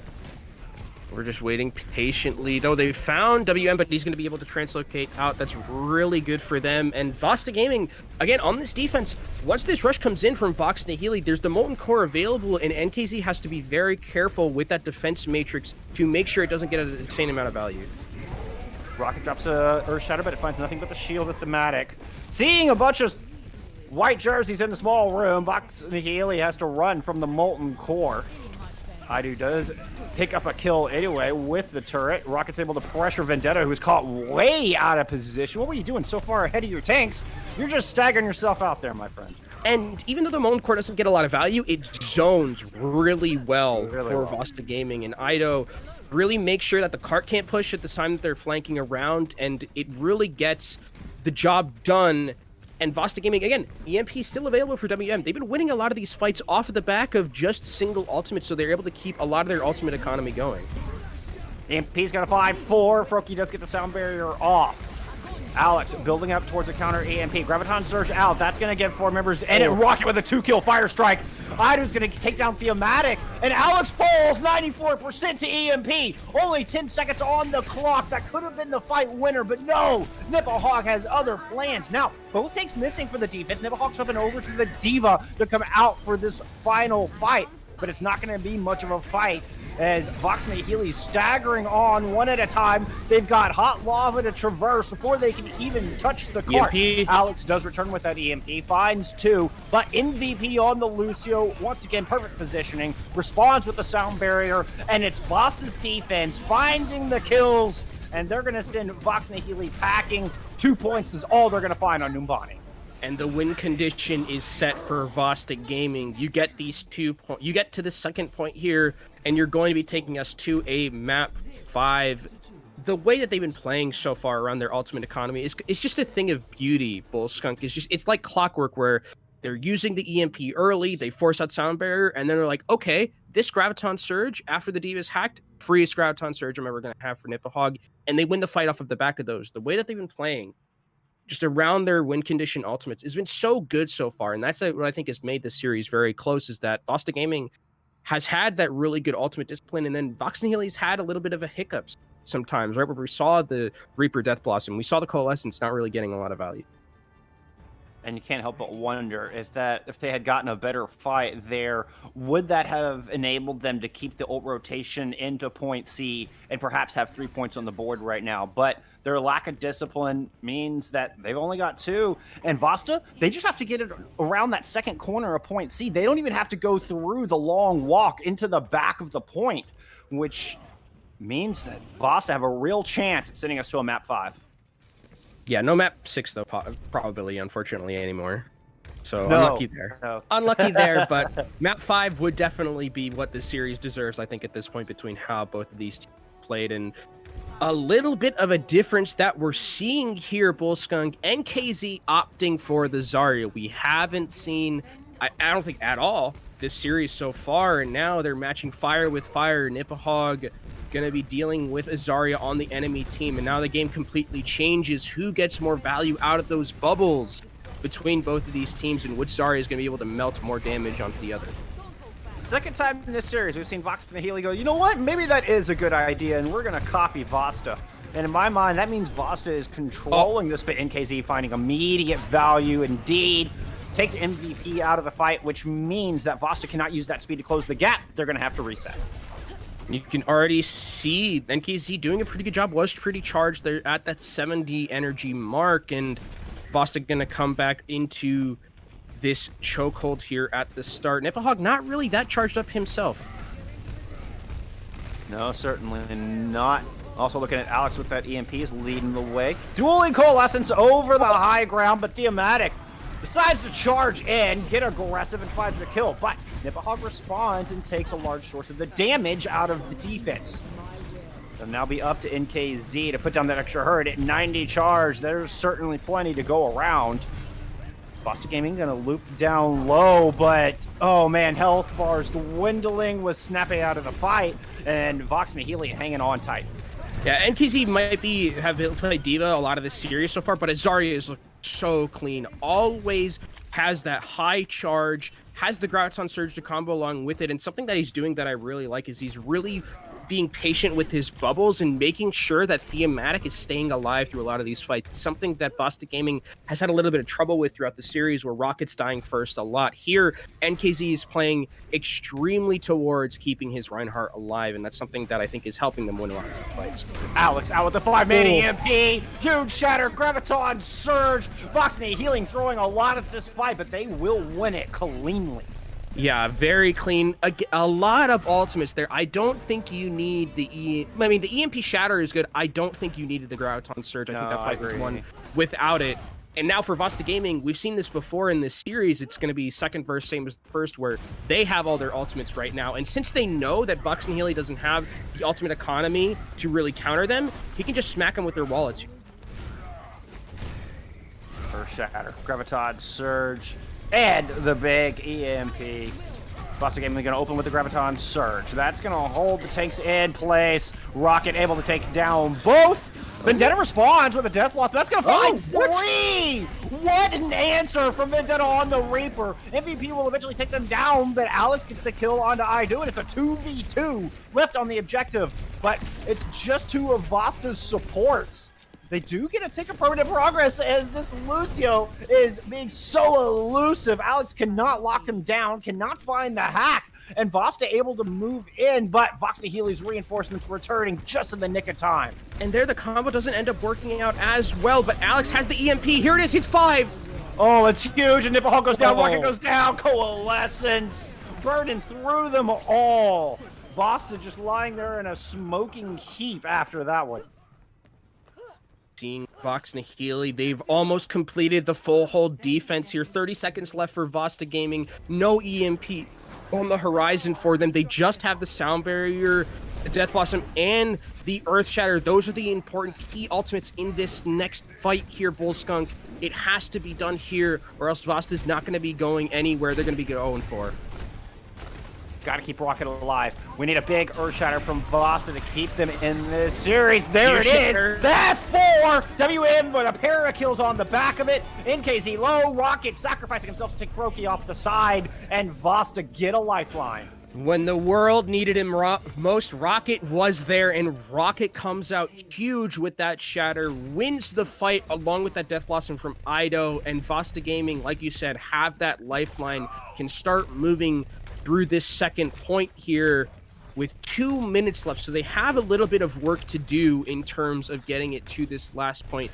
Teams can get stalled here a lot, and if they're going up against the EMP from Alex, it's definitely going to be difficult for them to continue this. Yeah, Vox and Nihili just working this high ground. Gonna pressure Nipahog off. Make sure that he can't just sit up there and farm ult charge. Speaking of Zarya ult charge, NKZ 94% to Graviton Surge as Vox and Nihili drop down onto green bus. Coalescence in response from VASTA, but here comes the EMP. EMP finds 3. MVP gets the sound barrier off, but it's not in time to save the Zarya. The EMP from the other side finds 5, but not Froakie. And Theomatic with the extra shielding, able to go in swinging, takes WM down, and Vox and Nihili will stall this card. And that Graviton from Surge from NKZ was so clutch. He hits it the frame before the EMP comes out. That means that VASTA isn't able to follow up on the EMP because they can't run at him. And VASTA Gaming, in a situation that looked like they had won, end up losing. And now still only a minute left for them. They get 2 fights, maybe 3, depending on how quickly they go. And Graviton Surge is ready for Nipahog. Up on the high ground. Vox and Nihili is going to go ahead and drop down on me. Graviton Surge out from Nipahog. And the kill's starting to come through. I was worried there for a second. The counter shatter was there, but it's not enough to keep Vox and Nihili alive. VASTA will continue to make progress on point B, but they are running out of time and running out fast. Yeah, here, Vox and Nihili, you have to make a decision. Do you try and contest? The cart is in a position where I think they can get one last contest here and try and take the win right here, right now. They have an EMP to work with from Alex as well. Here's the last fight. You can see Alex up on the high ground, getting in position. Here comes the EMP, and it finds 5! Ido down immediately. Rocket the next to fall. Nipahog running away, beating a quick retreat. But there's only 9 seconds left. You don't have time for a regroup. You've got to stay on this cart. Otherwise, it will be Vox and Nihili taking this series. Nipahog trying to return in. It's going to be MVP getting the touch, getting the overtime wick burning. Now it's Nipahog's turn to go in and make a presence, but they can't stick around long. Bubble burn through. Nipahog goes down. Ido returning on the Doomfist is able to find 1 with the uppercut, but Vendetta answers right back with the kill onto MVP. You've got NKZ just sitting in the back, full charge. Same spin to grab. Sound barrier out from Froakie's going to bolster him. MVP dropped 98% to their own. Rocket goes down, and this is looking like a Vox Nihili W. They stand victorious after a very close series and will take the win 3-1. Vox Nihili keep their Contenders tournament dreams alive here. Unfortunately for VASTA Gaming, going to that 0-4 record, but a very, very close game between both of these teams. And if you're VASTA Gaming looking for positives, I think this is definitely a series where you can look at, you had some really good plays, you had some really good coordination between your ultimates. You have a lot to work on here, and I think it is something that they can hang for sure. And I was very impressed by their discipline as well. I mean, if you're VASTA, you want to know what you did right, go back and watch Junkertown. That was absolutely your best performance of the series. And continue that discipline. I mean, we saw it lacking a little bit on map 1, but it was there in spades on Junkertown. That's keeping that main tank alive was a struggle for VASTA in the last couple maps, but man, they kept it oh so close. I thought they were in a good position to take, but at the end of the day, it's Vox and Nihili moving to 2-2, and inching ever closer to that spot in proper contenders. Yeah, and again, for VASTA Gaming, right, where Skya, even though they lost, like, they looked pretty good, and they got it all the way to that second round where we're getting a 1 minute versus 1 minute to just decide the map. And looks like we are going to be having an interview. We are going to be having Nat in here. Hey, Nat. Hi. You hear us? Yeah. Hello. Oh, well, congratulations on the win, first off. Thank you. How you feeling? Better. I had a pretty rough day, but it feels good to end on a good note. Yeah. Well, thank you for joining us, and yes, congratulations on the W. I'll start off on Numbani. Well, we saw y'all make the swap to the Zarya. Can you give us a little insight as to, after 3 maps, making that changeover to mirror the off-tank?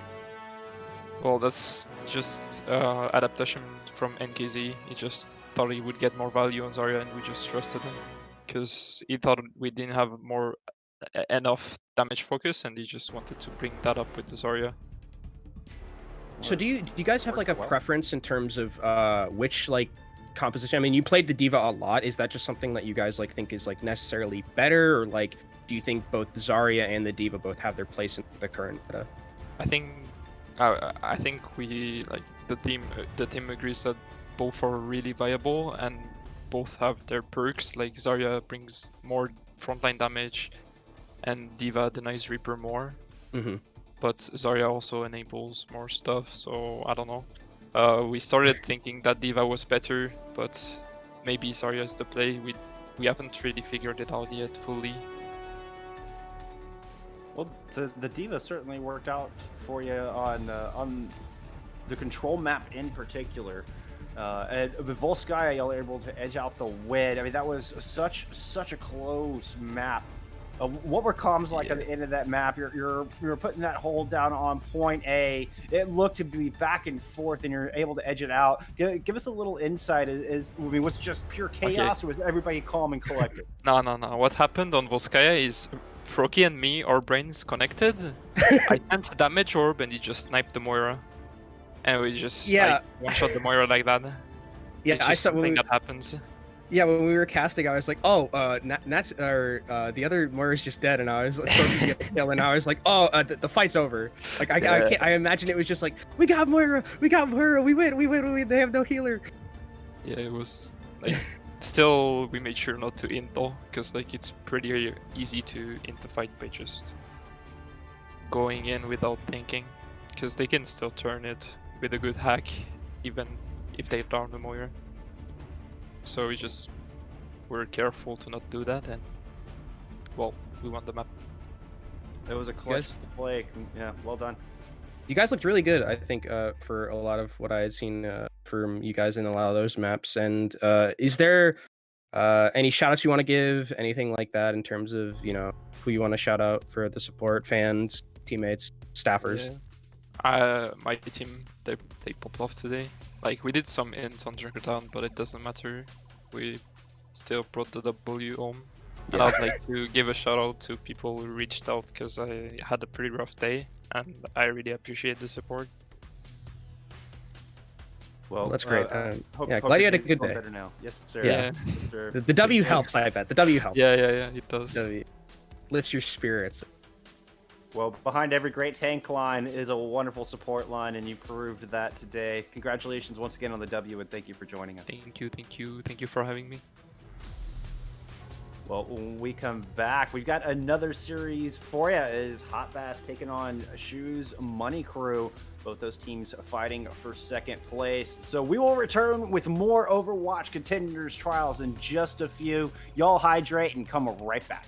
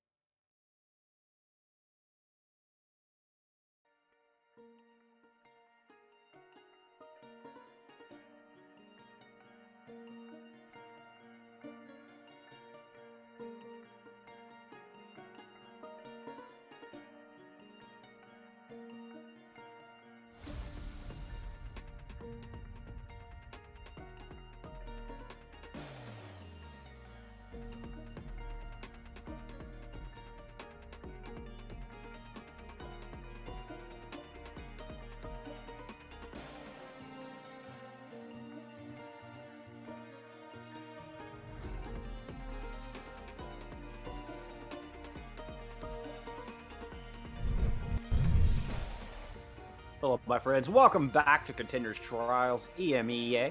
My name is Bullskunk alongside Kenobi. We're here with our second series of the day. Hot Bath taking on Choose Money Crew as the battle for second place and that spot in Contenders proper goes underway. And this is a really important matchup for both of these teams. I mean, a lot of them technically are really, but this one, in terms of just the standings that we have, Bullskunk, in terms of the records and in terms of what's really on the line for this Group B game, is that Exoblivione right now, they're at 3-0. They're sitting at the first place seed, probably going to be securing themselves that position in Contenders proper. But then we have the second place seed, which is very close right now. It's between Choose Money Crew and Hot Bath, who are just one game differential between each other. It's a 6-3 record for Choose Money Crew and a 6-4 record for Hot Bath. So these two teams with those 2-1 records, this game could be incredibly pivotal in securing one of these teams a spot in Contenders proper. And between both of them, I think there's a lot of names that you guys should be familiar with. You have Urki, you have A10, and then on Hot Bath, you have Bravin. Some more, I would say for me personally, just some names that are a little bit more lesser known. But then on Choose Money Crew, you have a lot more known names. But in Trials, what it's about is finding those new names and new players that can really step up to the plate. And for Hot Bath, they have to do that today. Absolutely. I mean, one map point, like you say, separating the two teams. I mean, each map win is going to prove very pivotal to the outcome of this week. And yeah, that addition of Urki to Choose Money Crew's roster, I mean, could it be the difference maker coming over from the Ultimates? We saw that player back on the Atlanta Academy back in the day, Eternal Academy back in Season 1.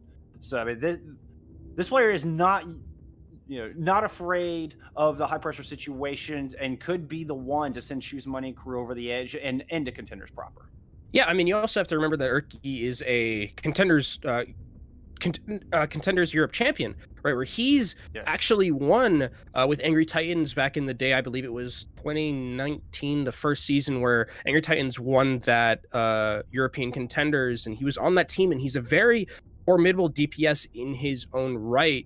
So for Choose Money Crew, getting him, I think, is a big boost for them as we're going to our first map in Lijiang Tower, where we saw in the last series between VASTA Gaming and Vox and Nihili, we saw a lot of rush composition coming out from both these teams. And here, from what we're being hovered, Bullskunk, there is some differences that we're seeing. And Urki, if he's hovering this, I really like it, because Junkrat on Control Center has always been a little bit of a niche pick that I personally love. So much damage being thrown in through those small chokeholds really gets a ton of value, and it looks like he's sticking on it. Well, when if you look at the other side, Busio pulling out the Wrecking Ball. Junkrat can be very dangerous to Wrecking Ball. I always tend to find those traps in my own Wrecking Ball play. We'll see if Busio can fare any better. We're also getting AK on the Pharah, which not very common in Control Center. Perhaps in some other maps on Lijiang, but not a whole lot of room for the Pharah to work. We'll see if AK can find the value. Yeah, you can see AK is just sitting in that area to the right of the point where he's just pumping out damage, now going more to the middle. And there isn't realistically anything on Choose Money Crew that can deal with him, except for a very high charge Zarya that almost takes him out. Yeah, gotta make sure you keep that space, AK. So far doing a good job of it. And Choose Money Crew, they're gonna go ahead and push in. Despite not seemingly having a lot of room to work, they get their toes on the point just enough to get first control started. It's up to Hot Bath to come take it back. We're seeing Choose Money Crew get back on the point. The percentage is slowly accruing for them. Health bar is incredibly low for the tanks of Hot Bath here. Gonna get charged back up by that Mercy. Early Coalescence out from Choose Money Crew. Gonna help solidify. Half the team falling back, take care of Boostio. The other half keeping the front line of Hot Bath at bay on the outside of Coast. Missing their primary initiation. Hot Bath looking to just reset. And now we're going to be waiting patiently for these ultimates from Hot Bath's DPS to come out. You have that Pulse Bomb that can open this fight up, and you also have the Barrage. There's no Diva to eat it, but that Barrage is unable to take out Hades. Woo. It's a good pick. Start things off. Graviton Surge just yeeted into the sky from Choose Money Crew. A10 certainly going to want that one back. Hot Bath able to get the flip, but Busio in a bit of trouble. Oh, drops the mine, lures Fees in, and the Symmetra is down. putting Hotbath in a much stronger position to hang on. Yeah, A10's definitely going to want to have that Graviton Surge back, but he takes out Lime there, and that's a pretty big pick for SMC to go in. That is no Lucio support, but there's the res. No, it's not! Oh, Buttonese does get the res off, but is punished heavily for it. Lime able to get back up from the dead, throws down the Sound Barrier, but here comes Hades with the Earthshatter. He's got a 5-1, get the DMAC onto Ninja 1K.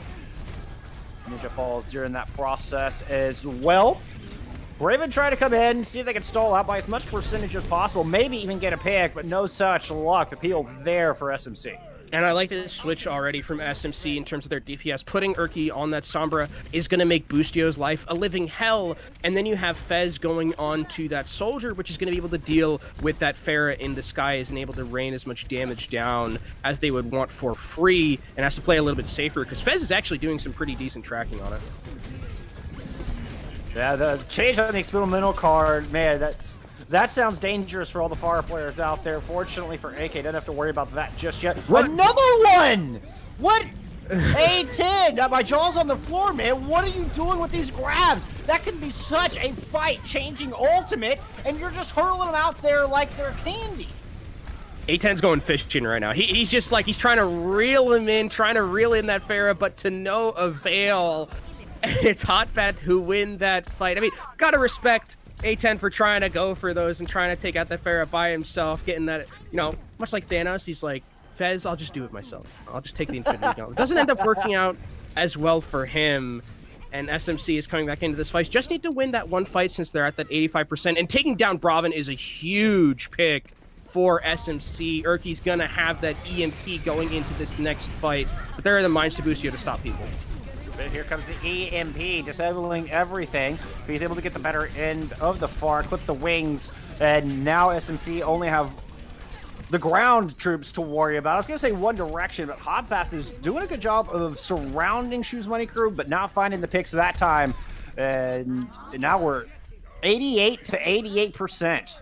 Yeah, last fight territory for both of these teams. And for Hotbath, you don't have a lot of ultimates to work with at all. You just have that Mercy Valkyrie. Bravin potentially can get this Pulse Bomb in time for this fight to start.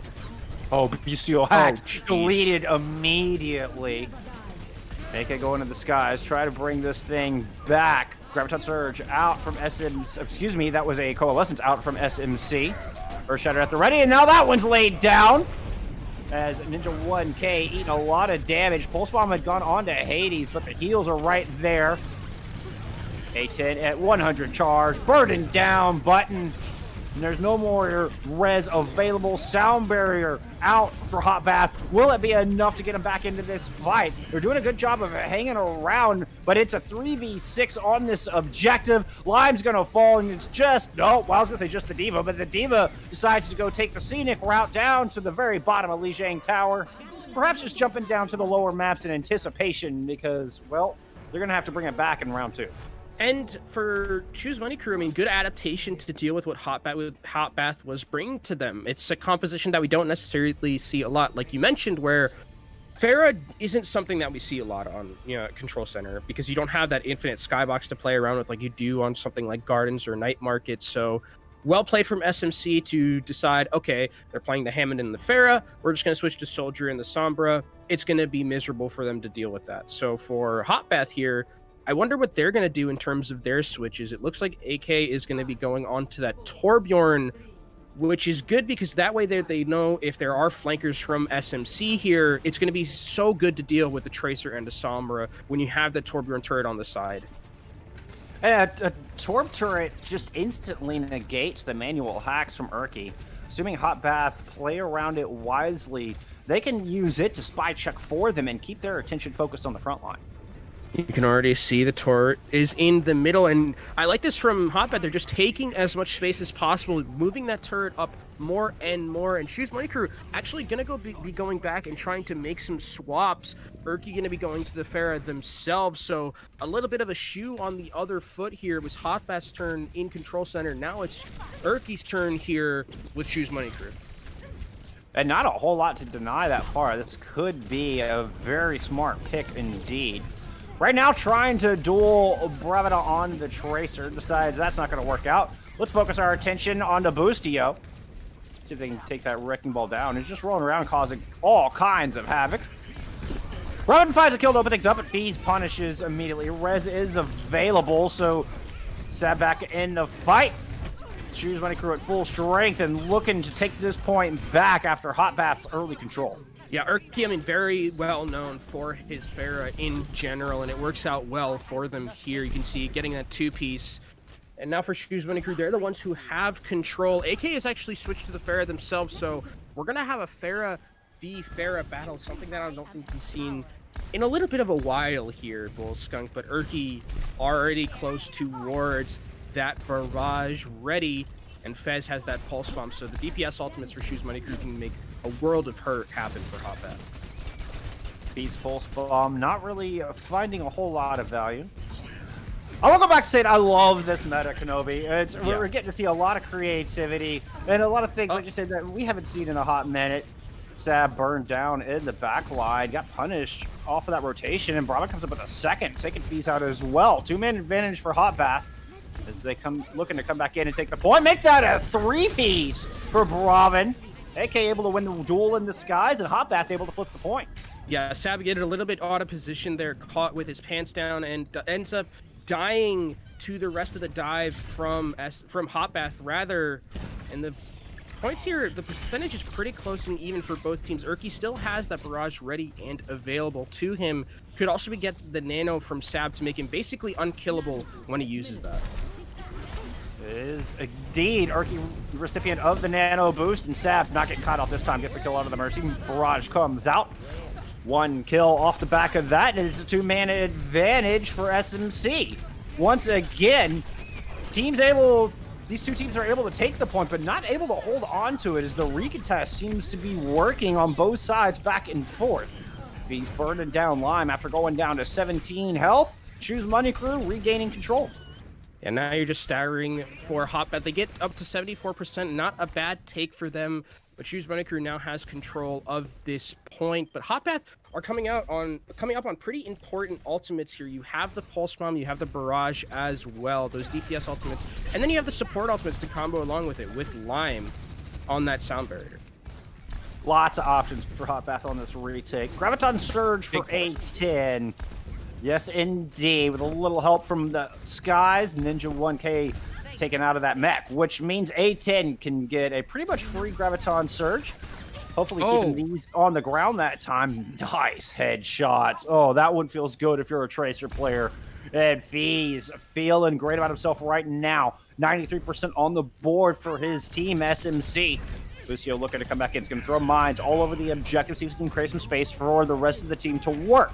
Ninja 1K pushing back in with that mech. Graviton Surge still in A10's pocket. He's going to go ahead and drop it on the outside. The Barrage on the other side finding nothing. It's the Graviton Surge that is the difference maker. 3 kills lighting up.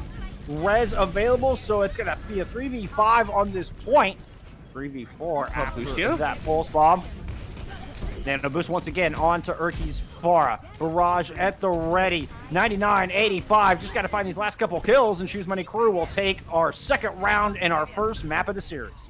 Yeah, just into OT here. The Pharah and the Mercy are coming back onto this point, but the Barrage is ready for Urki whenever he decides to use it in this fight right here. The only ult now used. His button is flying in the skies. Has a little bit extra damage boost for the entire team. Urki's going to drop that Barrage outside, but loses their Mercy pocket on the inside. Bounces back against the kill on up. Robin. It's a 3v2, 3v3 on this objective. 90-99 on the point. Ninja 1K is able to get the kill, but Asaba gets booped into the streets of Lijiang Tower. Rez gets off, but Button is sent back to join their friends on the streets. And we're at a 2v2 on this point. Hot Bath didn't manage to flip it amidst that, but Shoes Money Crew with a little bit more presence, especially after that pair of kills on the end. Boostio, the only one left, oh so low. Raven Max back to get the touch and to try to keep this fight going, but they are up against insurmountable odds, and Shoes Money Crew in a great position to take the 1-0 lead in the series. A very scrappy way, I would say, to end that map, Bullskunk, but it should be Shoes Money Crew taking it right here, as they do. The Lucio not able to get back onto the point, and a very different start to this series than I think we saw in the last one, where a lot of compositions that we maybe weren't expecting here. A lot of Pharah was being used. Urki, obviously, very much well known for his Pharah and having a pretty good performance on it. But for Hotbath, they have some interesting looks, and so do Shoes Money Crew trying to match it. I'm very intrigued to see what happens when we go to a different map like Junkertown, which I believe is our next one, because that opens the opportunities for things like Widowmaker, opens the opportunities for things like double sniper. So very, very interested to see how both of these teams play this out, but it's Shoes Money Crew who has the lead here. And the Wrecking Ball also very viable on Junkertown as well, which I love to see. It's very, very exciting to see a good Wrecking Ball in play. Makes for some fast-paced action. It's man, I can't say it enough how much I'm enjoying this meta. What a fantastic opening map. Yeah, I think the meta might genuinely be in the best place it's been in quite a while, where there is so much 100%. Viability, right? Where when we talked about with Nat, where he's like, yeah, we still, we think that both Diva and Zarya are still viable, but in different ways, and they offer different things depending on how you want to play. So I think for the fact that we're even in this series seeing a completely different set of compositions, right, where it's not just the Rush composition with the Somber Reaper. We're seeing Hammond, we're seeing Diva, we're seeing Pharah, things that we didn't even see once in the last matchup. So this is a very cool place that the meta is currently in, and it makes it for a lot of exciting games. And both of these teams finding more success than either of the teams in our previous series. So the unusual compositions clearly working for them this week, and Shoes Money Crew taking the narrow lead. Currently in that second place slot, and just to remind you, it's the top 2 teams from each group that will move on and get a shot at Contenders proper for the month of October. Shoes Money Crew hanging on by a thread right now. Let's see if they can keep that trend going as we head into Junkertown for map number 2. Yeah, and with that map win, they're starting to widen the gap between them and Hotbath, which is really important for them, because if whoever wins this series, really it's up to them and their destiny is in their own hands, where it's like, if you lose this, you have to rely on you winning your next map, but you also have to rely on the other team losing their next one. So everything to play for here in these next couple of maps is we're going to be going to Junkertown next. And it's interesting because when I look at Hotbath's questionnaire that we have in their team sheet, it says that Boostio is just, it's like you usually are able to get like your best heroes like 1, 2, and 3. Boostio just has Wrecking Ball and nothing else. So I wonder if that's the trend that we're going to be seeing throughout this series. Is Hotbath just going to commit fully to Boostio and to his Wrecking Ball? Because it does have a lot of disruption potential. We did see it in that last matchup where he was just everywhere, making life a living hell for Shoes Money Crew support and DPS. Well, funny you mention it, because as you're talking about it, it looks like Hotbath are subbing in Tricky Turtle. Looks like they were mulling over that same question in their head just as you were posing it to us all. And so I'm expecting Hotbath to come out with a more traditional comp as they have replaced their main tank in their lineup. So it is Tricky Turtle. It is, they on the questionnaire it says they're an off-tank player. So Roadhog, Sigma, Junkrat. Maybe we see some Roadhog. Roadhog did get nerfed pretty significantly, but Junkertown is his home, technically. So it is, maybe some home field advantage with the Roadhog is possible. And are we going to see any kind of role swap? Does this mean Ninja 1K is going to be picking up the mantle of main tank? If so, how will that affect their synergy? We're about to find out, as let's get map 2 underway. Going in to Junkertown, the takeaway. I wonder what kind of that food looks really good though. Oh, they can't see. Never mind. Sorry. I'm talking to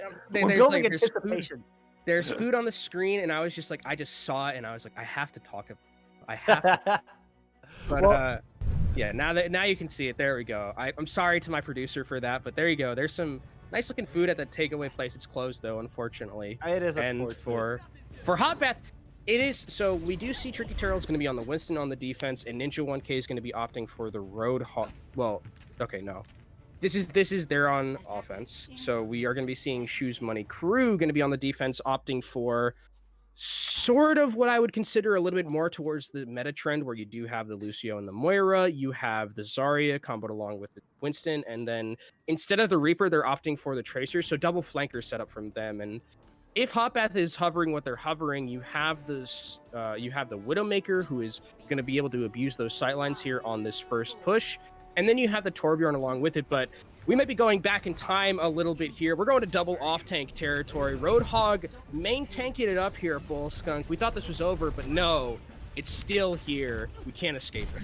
A bit of a blast from the pass on both sides. It's double bubble, double flanker on the defense. And yeah, the Sigma Hog, I thought maybe just looking for an initial pick to deny a close hold, but, you know, Braven's doing that with that beautiful pair of headshots onto A10. That Zarya never saw it coming. Oh, look at that hook! What was that? What was that? That was Hook 1.0 right there. That was Hook 1.0. We went back in time all the way. And Hotbath making it work. The double off-tank setup here with the Roadhog. Again, we thought it was over, but it's still here, and it's going to force Shoes Money Crew to make some switches of their own. Fees going to be trying to match the Widow in the 1v1, and Sab going to the Ana to try and negate some of the sustain and self-sustain that's coming in from Hotbath's Roadhog. Yeah, we were wondering if there was going to be any role switch-ups, and they're like, no, we're just all going to play off-tank, and if you can land hooks like that, then why the heck not? My goodness. Great opening picks as Bravin wins the Widowmaker duel, and that is a mind game right there, and that is a first point picked up. Yeah, Hades going to make this swap as well. I'm so glad because Winston is just not going to work against this composition from Hotbath. You're diving into Roadhog, Sigma, like everything here just makes your life miserable as a Winston. So going into the Hammond going to offer a little bit more survivability and a little bit more health, but it's still going to have to be a bit trickily played from him because if he gets hooked once, he probably just dies. And I mean, we haven't had a moment to even talk about this support lineup. Just as atypical as everything else that Hotbath is showing us. And Button on that Brig can make the dive very difficult indeed. But Shoes Money Crew making it work to start things off here in their first defensive point B. Finding 2 early picks. Hades going in trying to deal with the Sigma. But man, that is so much damage from those hyperspheres. It's going to run him away. Yeah, and I like that Urki's also on the Sombra here, has the EMP, and Hotbath's composition really relies a lot on having their cooldowns, you know, having the shield be able to be placed, having immortality fields go out. So these EMP and these hacks could really make life a living hell for Shoes Money Crew, or for Hotbath. I mean, a hacked Roadhog is a 600-point ult battery, but Tricky Turtle, once again, landing amazing hooks, takes Hades out of the fight early. The EMP does come out, fine 4, and immediately 2 kills on the back of that. No rally, no gravitic flux for you, Hotbath. Urki has other plans. 810 gets pulled in, but personal bubble ready. And now 90 charge just marches into the back line, not a care in the world. Yeah, 810 is really going to be able to farm quite significantly on this Zarya, especially with the fact that they have Hades going in on the Wrecking Ball, allowed to basically not die because he's going to have the bubble, get charged for 810, and there's really nothing that can stop the damage from the Zarya, right? There's no shielding whatsoever besides the shield from the Sigma, but that gets blown up pretty quickly. Oh, it's paper thin. That Sigma shield, sometimes you feel like you throw it out and it just explodes immediately, especially with all this damage from the other side. You got Fees able to pressure it down, put a lot of shield pressure on, and come in with Attack Visor sitting up on this high ground. Hotbath kind of flipping the script. They're going to move in from the other side and try to take what is traditionally the defender's high ground. Fees on high ground of his own, just going to drop down that Attack Visor, Graviton Surge as well from the defense. That's going to find 3 members, and Hotbath's health bars looking oh so low. Urki with the EMP if necessary, and it looks like it might be. They don't use it quick. This fight's going to be lost, and you're not going to get the opportunity. No, it's going to be the whole hog over the point, helping clean up, and Urki will save that EMP for another day. Yeah, they pushed out Urki, which was really important for them in that fight, because if Urki EMPs, the fight probably ends right then and there. Shoes Money Crew are going to be able to come back onto this point, get one last recontest. EMP is available to them, so Hotbath have to play extremely carefully around it. Look out for Lime with that immortality.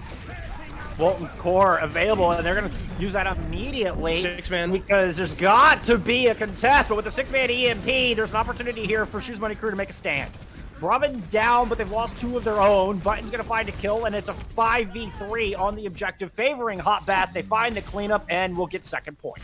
And even through a 6-man EMP from Urki, they still don't have the damage to match the sustain of Hotbath, and Hotbath takes it to this third point, and Shoes Money Crew are making wholesale swaps. They're just saying, okay, you want to play this game, we're just going to go back to the tried and true, the meta composition right now, and we're going to rush it right at you and see if we can just win the sustained battle on the. Got a couple ultimates coming online for Hot Bath as they move into point C. Of course, with those swaps that you're referring to, not a whole lot available. And Tricky Turtle is just magical with these hooks. It's amazing stuff, and Urki goes down very early. Like, how do you find a Sombra with that range? Urki's gonna have to be a little bit more careful. Yeah, I mean, Tricky Turtle has been putting on a Roadhog Masterclass currently, and there's a huge Gravitic Flux from Ninja 1K. That's 4 people lifted up and slammed down. Sab able to get some of that healing in, and A10's looking to come around with the flank Graviton Surge. Just staring at their backline. Nobody knows he's there, and the Graviton Surge is huge. There's the follow-up there. The Evocation Matrix came down for the double healing, but it wasn't enough to keep Hot Bath in the fight. Yeah, and no one, you were right, no one was looking at A10. A10 just went all the way around and said he was just on the flank. He says, okay, let me just make sure that the Sigma's hacked. Okay, Sigma's hacked, easy. Graviton Surge for me. And they end up able to get the kills as well through the Amplification Matrix, like you mentioned. And Choose Money Crew looking in a pretty decent position right now. Urki very close again towards that EMP. And a huge shot from Nihili. Oh, yeah, 3 fall under the weight of that hammer. The follow-up is there. Ninja 1K hacked. You're gone. You're back in spawn. And Sab uses that Coalesce. This may not have even needed it, but hey, that's one you built so fast. You could throw it in there just to make sure you get the cleanup. Yeah, Shoes Money Crew has had enough of the games from Hot Bath. They're like, okay, you had your fun on the first 2 points. You played the Roadhog Zarya. Okay, it's fine. And now we're just going to play Rush, and we're just going to make your lives miserable. Speaking of miserable, Ninja 1K is miserable right now because he's going to be going back to spawn. Yeah, got a little bit ahead of the rest of the team and just gets caught out by Fee's shotguns. Fee's coming up on Death Blossom. EMP available for the defense as well as a sound barrier. I mean, you have the Whole Hog and the Death Blossom as well as the Molten Core for the attackers, but I don't see any of those really good at taking space. They're good at holding space. Yeah, and the thing about this DPS ultimates is they're really good, like you mentioned, they're just good at zoning here. There's the hook, it gets on the A10, but here's a huge hack, an EMP, and it's going to melt everyone. Yeah, that just means the Death Blossom had all the room in the world. Fee's able to find at least 1 kill with that. Braven and AK both using their ults, not finding any value for Hot Bath. Yeah, Braven's just going to switch over to the Tracer now, just going to try and match the flanker. Nice fade from Sav to miss the hook, and like you mentioned it, Hog, at this point, kind of just a 600 health ult battery for that Zarya. Oh. Hot Bath going to drop in, get aggressive, but they lose AK along the way. Rally out, extra shielding for everybody.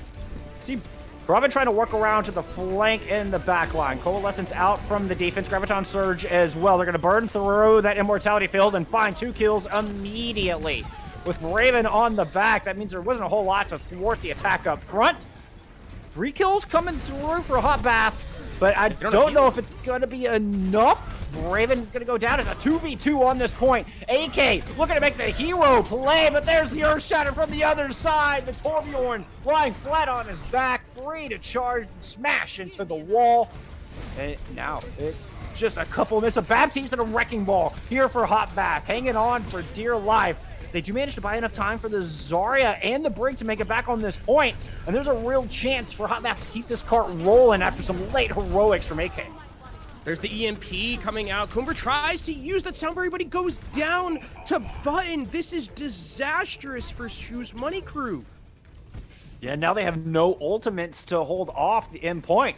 And they're running into that Graviton Surge as well as a Pulse Bomb. We were talking about these ults are good at holding space. That's exactly what Hot Bath are looking to do right here, right now. Tricky Turtle going in to initiate this fight.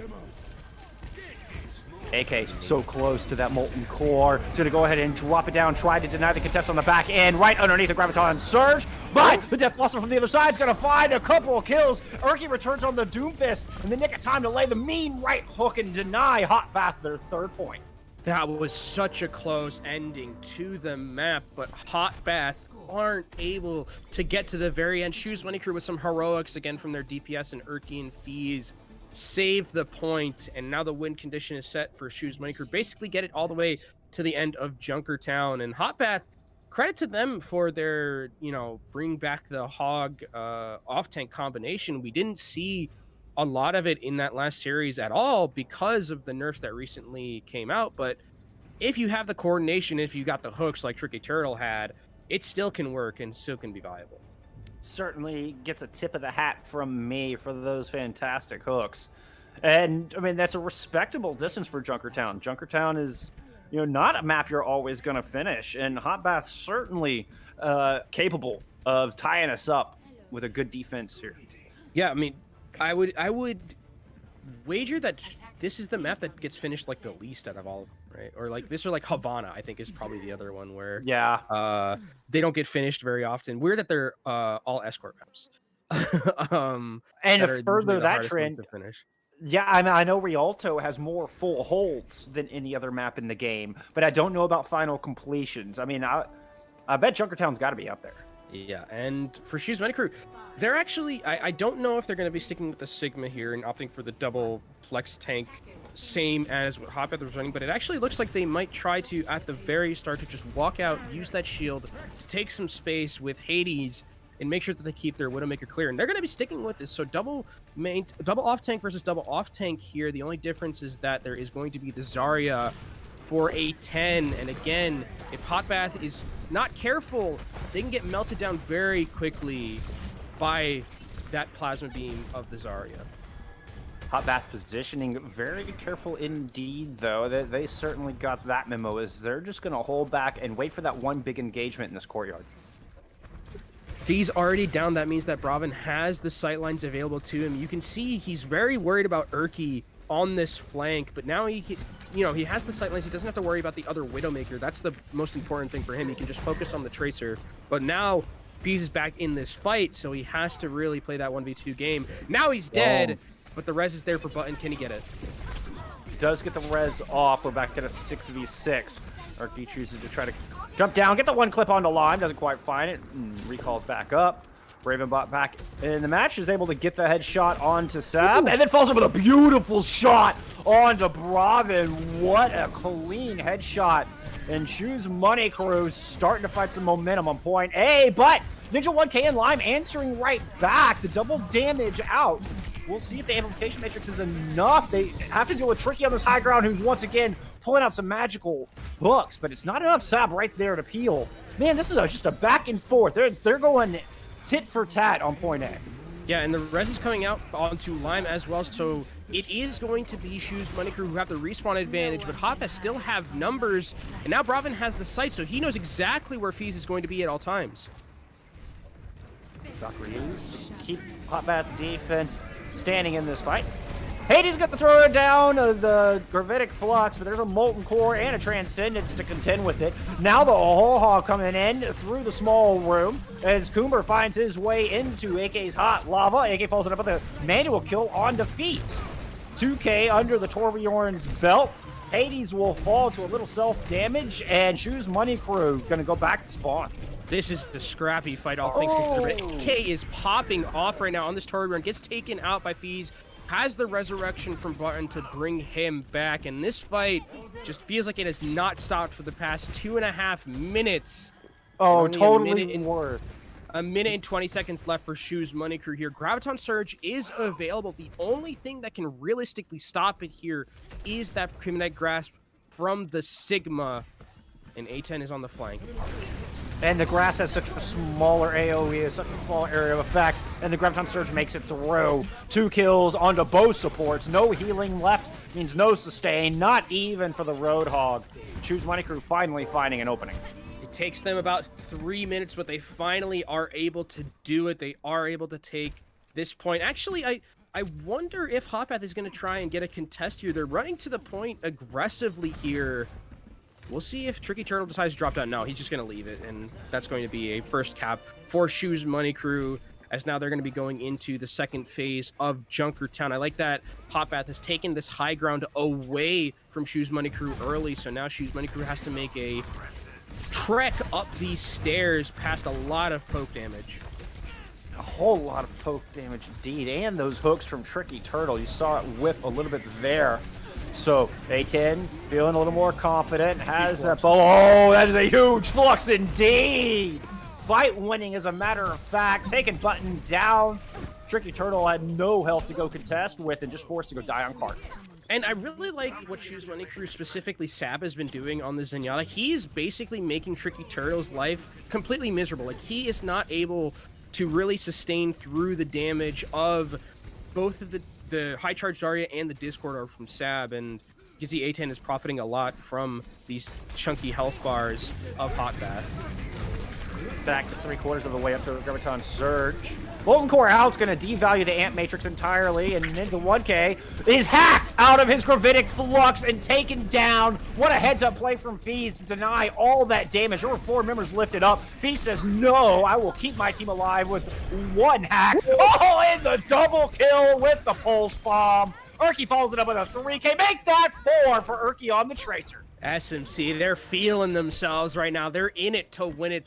That was a masterful second push of Junkertown from Shoes Money Crew altogether. Urki and Feez having a field day right now on their DPS picks, and they're running into this last point here of Junkertown. They just need to get it to that, basically the end, and they win this map. And you can see Feez on the flank getting information for his team and trying to farm that EMP at the same time.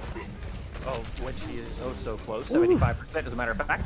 Raven's Pulse Bomb provides nothing but the immortality field, but that saving life tool won't be available for another 25 seconds, so kills start pouring through.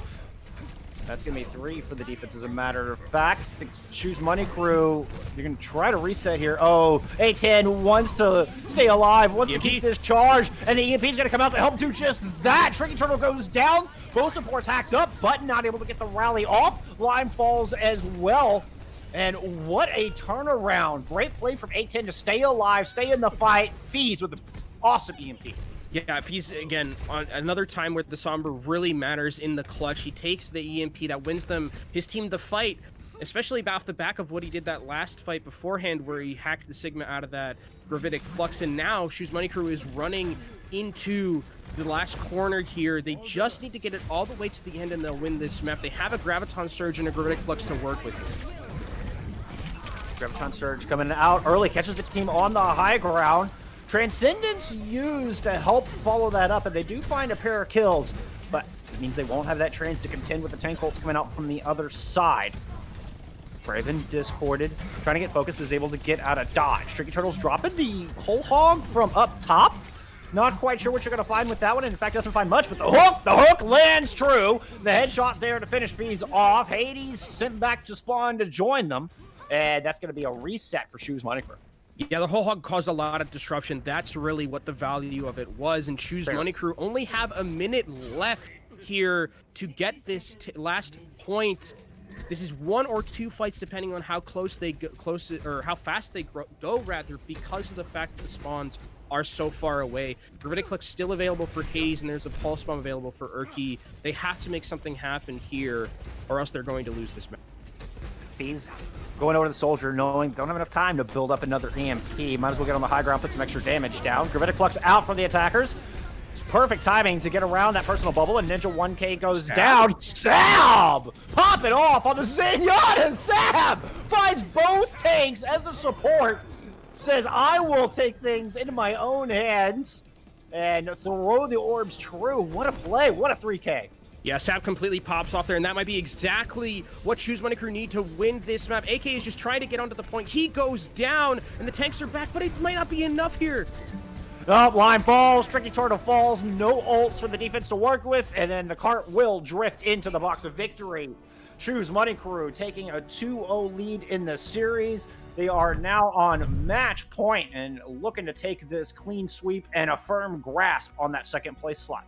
And Sab comes up clutch in the end with that huge 3K, and that's really why you pick Zen against these types of compositions, right? With Hot Bath, where you're going to get so much value. There's no shielding to stop you from getting any value. There is the Sigma shield, but again, we talked about it. It's paper mache. And then once you get past that, you're just shooting orbs with Discord. You're burning down Roadhogs. You're burning down tanks and other members of the team. Sab really coming in clutch at the end there. And it's going to be Shoes Money Crew, like you mentioned, taking a 2-0 lead. They're on match point. A victory here and a 3-0 would increase their map differential by 4 times what they had coming into this fight. A +4 and a 3-1 versus a 2-2 in the standings. Man, that's a clean look. And that would enable Shoes Money Crew to pretty much lock down that second place slot and their spot in Contenders proper. Are they going to be able to pull it out? We're going to find out after this break. We'll be back with Volskaya in just a few moments.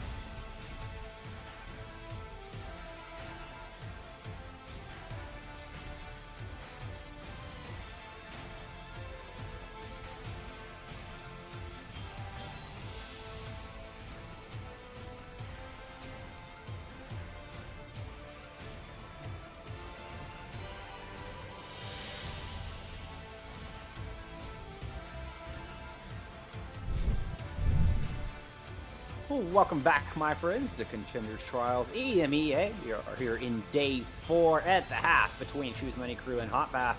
Shoes Money Crew up 2-0 as we head into Volskaya on match point, looking to take the clean 3-0 sweep, Kenobi.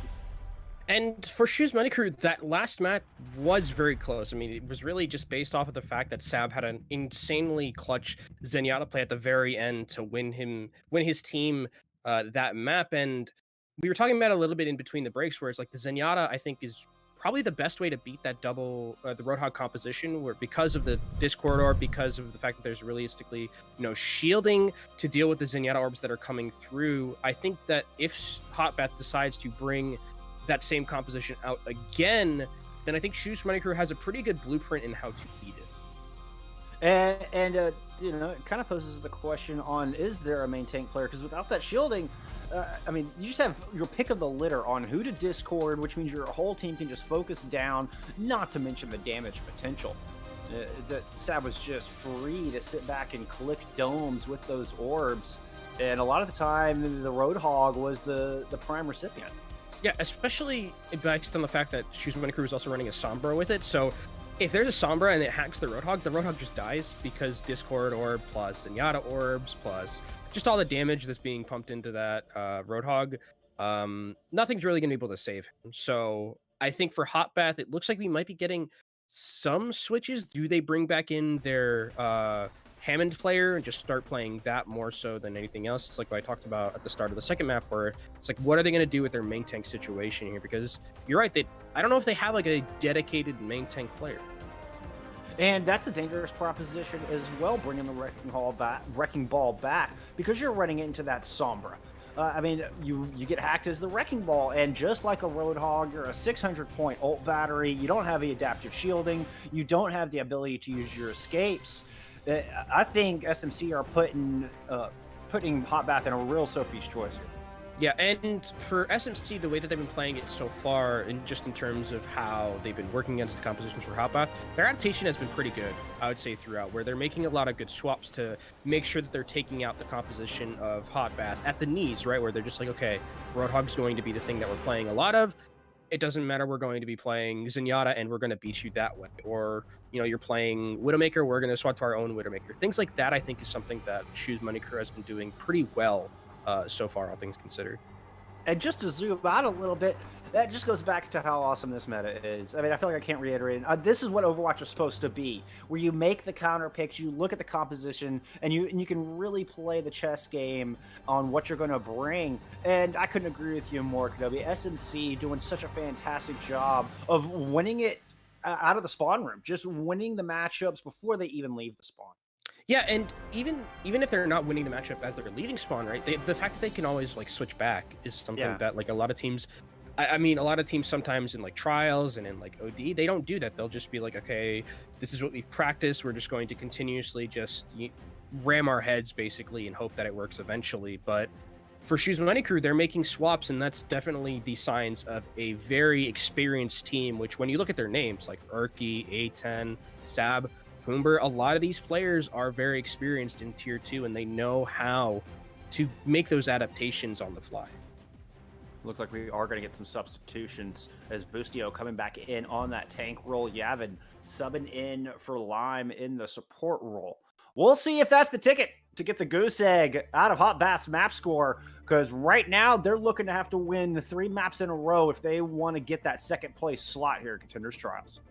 And for Shoes Money Crew, I wonder again what they're going to be doing. We did see a little bit of their rush composition, but again, it seems like every time they play that, they have to always adjust to what Hot Bath is playing. I wouldn't hate necessarily if they continued to play the rush, because Boostio's in, and I think with Boostio in, you can make a pretty good guess that there is going to be Hammond on the field, but they're going to be on offense first, so we're not going to know before they leave the spawn, and I'm not going to tempt fate and cast or curse it, because that is not what I want to do.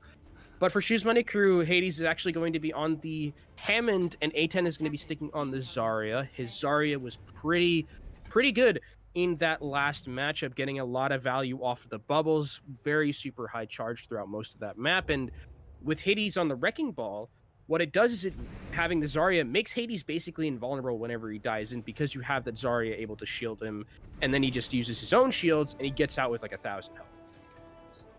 With that means Sab moving over to the Ana, because you don't have the team in a nice little bunch.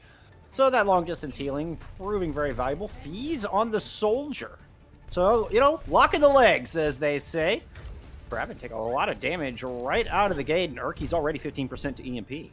Yeah, he's locking the legs, and for this hit scan matchup between Braven and Fees isn't going to have a range advantage at all. So he has to play very careful around the sightlines for Braven, because if Fees makes one wrong step somewhere, there is the possibility that Braven just takes his heads off, and then you don't have anything to deal with the Pharah in the sky. But okay! Ooh, what a Helix rocket to follow up onto AK, and the Pharmacy instantly sent back to spawn. Said, thank you, try again. Well, that's one way to deal with the Pharmacy in the air. Just take off the head of the Mercy with that Helix rocket in Hot Bath.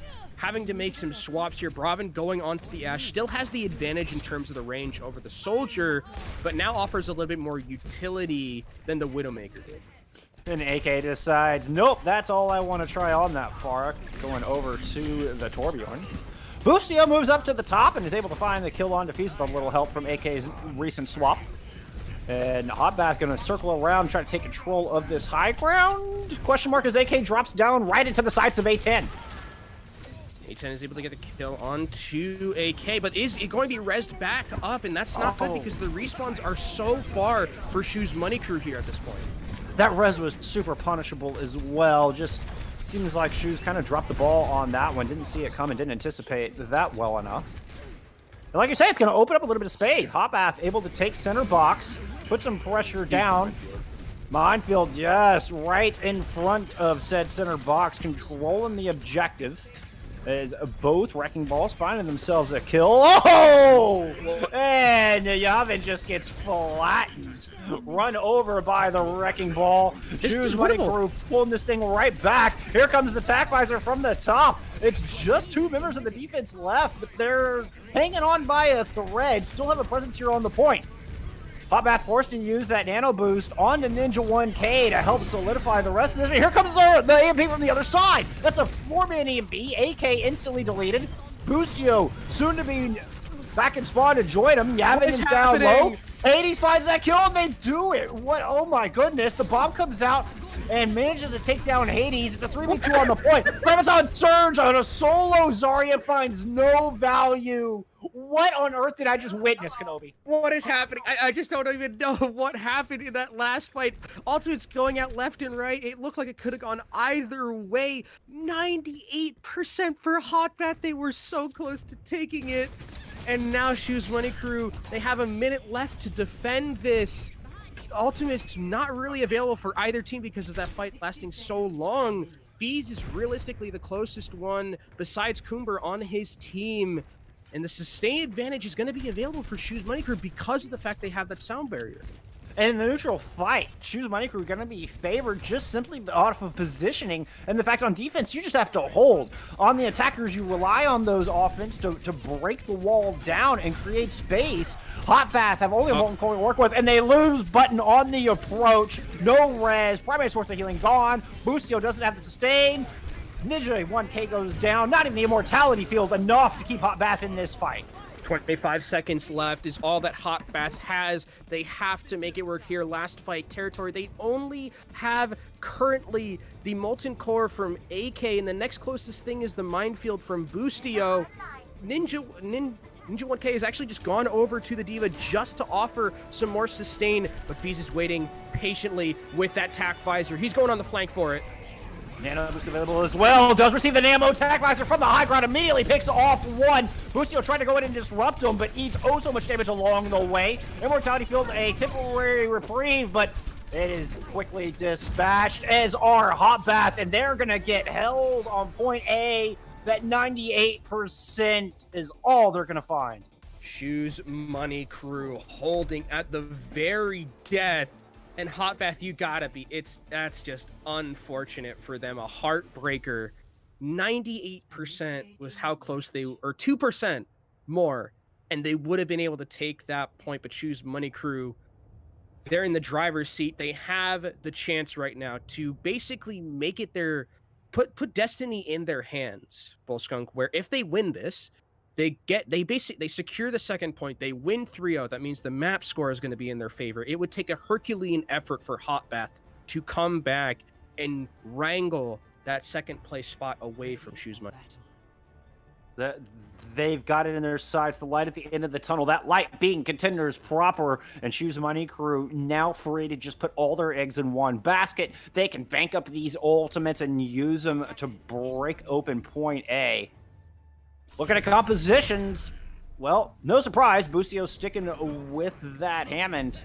AK sticking with the Torbjorn, though.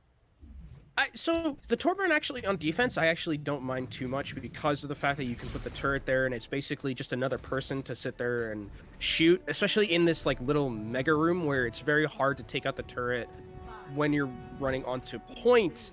And for Shoes Money Crew, Urki's going to be on the Widowmaker. I think he's just going to try and get a grapple shot at the start, see what he can see. Doesn't see anyone. Now we'll go back and switch most likely to the Sombra or the Tracer. We'll have to see Tracer.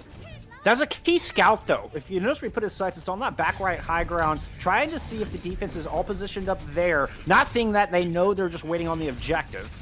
I think it just verified the composition they were rolling out of spawn with. Urki with a beautiful opening kill. This could just snowball into a series victory right there. Yeah, Braun isn't there. That means there's no one to match Urki, but he has to be very careful of the Torb turret, but it's taken down by Sab. Well played from that on a player. And now the fight is going to devolve on this point. A10 getting a little bit charged up here. He got a little bit low, but now he's back and skilled up.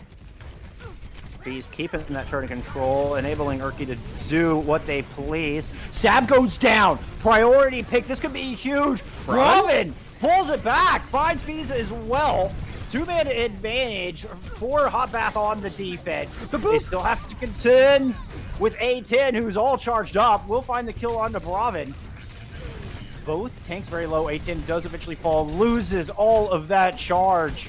And Shoes Money Crew losing a bit of momentum on this attack. We see they're actually going to be going back onto the point. The D.Va is demeched, which is a pretty big kill. Actually, that D.Va's going to have to walk all the way back onto this point. But Shoes Money Crew, eventually they're going to have to reset this. They cannot continue to trickle. I mean, one would think somehow Fee's making it work and they're continuing to find kills. This is defying logic, but now only 4 members of the defense currently standing on the objective. A slight opportunity for a power play. But it's 2 minutes that's already been taken off the clock already, and ultimates are coming along for both of these teams. Hotbath have a lot of point presence ultimates and zoning ultimates that they can use to make sure SMC can't just run onto the point and take those ticks. Matter of fact, it's going to be Molten Core to start things off. But Fees drops the tac visor, finds one. That's a lot of low health up there.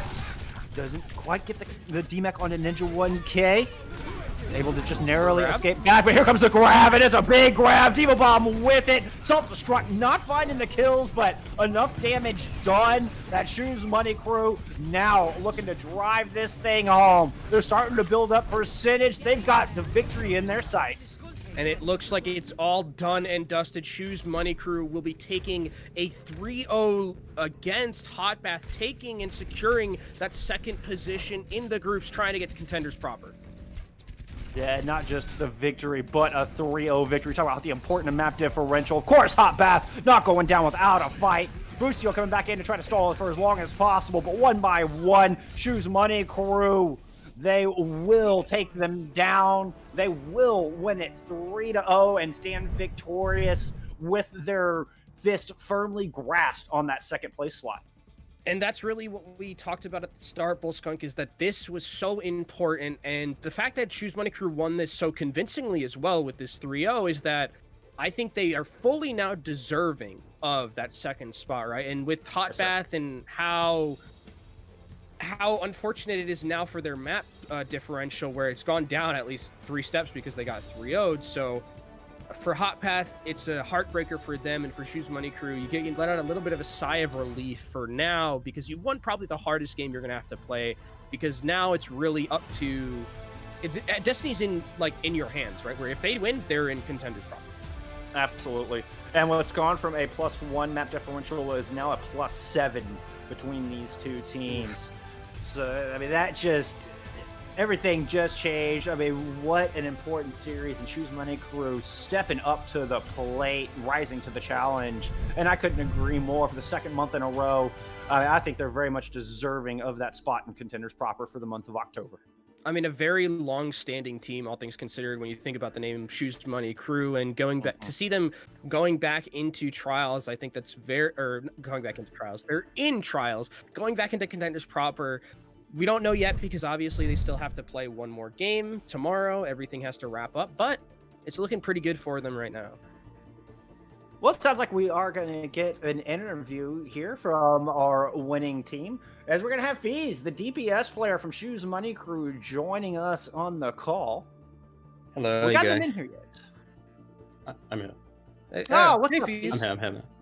Hello. Congratulations. Thank you. Congratulations. So, it's 3-0 for you guys. You've almost essentially secured the second spot. You just got to play tomorrow, but that was a big series. And how are you guys feeling going into it? Did you have any reads on like Hot Bath in general in terms of like they played a lot of Hammond? We saw they played some of the double flex tank Roadhog. Like, how was your prep for this game? Was it just like it's just the same game as any, or did you prep specifically for what Hot Bath was going to play? We played Hot Bath like 3 different times already in the past like 2 months and beat them every single time. So everything was expected, and but we knew it's always losable and it's gonna be stressful because one-trick teams are just boring to play against and stressful to play against. It's just it's always gonna be like that. Even though this is pretty much our 4th or 5th time beating them, it's still stressful. Yeah, I mean, you guys looked pretty good. Yeah, I'd second that notion. Yeah. So the compositions were planned coming in. Did you anticipate running the ball of your own and running the Zenyatta to help with that extra damage? Was this all pre-planned? Not really. We had a plan of playing an Echo comp and other comps like that. We played in our warm-up and everything, and then we just end up going, let's just play Soldier, let's just play ball. Like, we was just like, yeah, let's just play this. We just like, so everyone just play what they're comfortable at and what they think is good, and we just played it and just like pretty much played the mechanical war. We just out-mechanic them, and we just got better team play, everything like that. We just out-everything them. Yeah, can you lead me through a little bit what the comms were like at the end of that Junkertown? Because we were sitting here, we're like, oh no, it's doomed, and then Sab just gets 3 kills off the rip, like nothing has happened. Like, what was going through your heads? Because I mean, talk about stressful. I imagine that entire Junkertown must have been incredibly stressful. Personally myself, I think it was stressful, but I wasn't even looking at the time. Like, I realized when it was last fight and it's overtime, like, oh, it's actually last fight. But Junkertown's always that weird map wherever you play it, right? They play a weird comp, they play like weird heroes that are just strong and power crept to hell. So like it works on a map like Junkertown where it didn't work in Lijiang or like Volskaya, for example, right? A map like Junkertown, you can play loads of weird stuff and get away with it.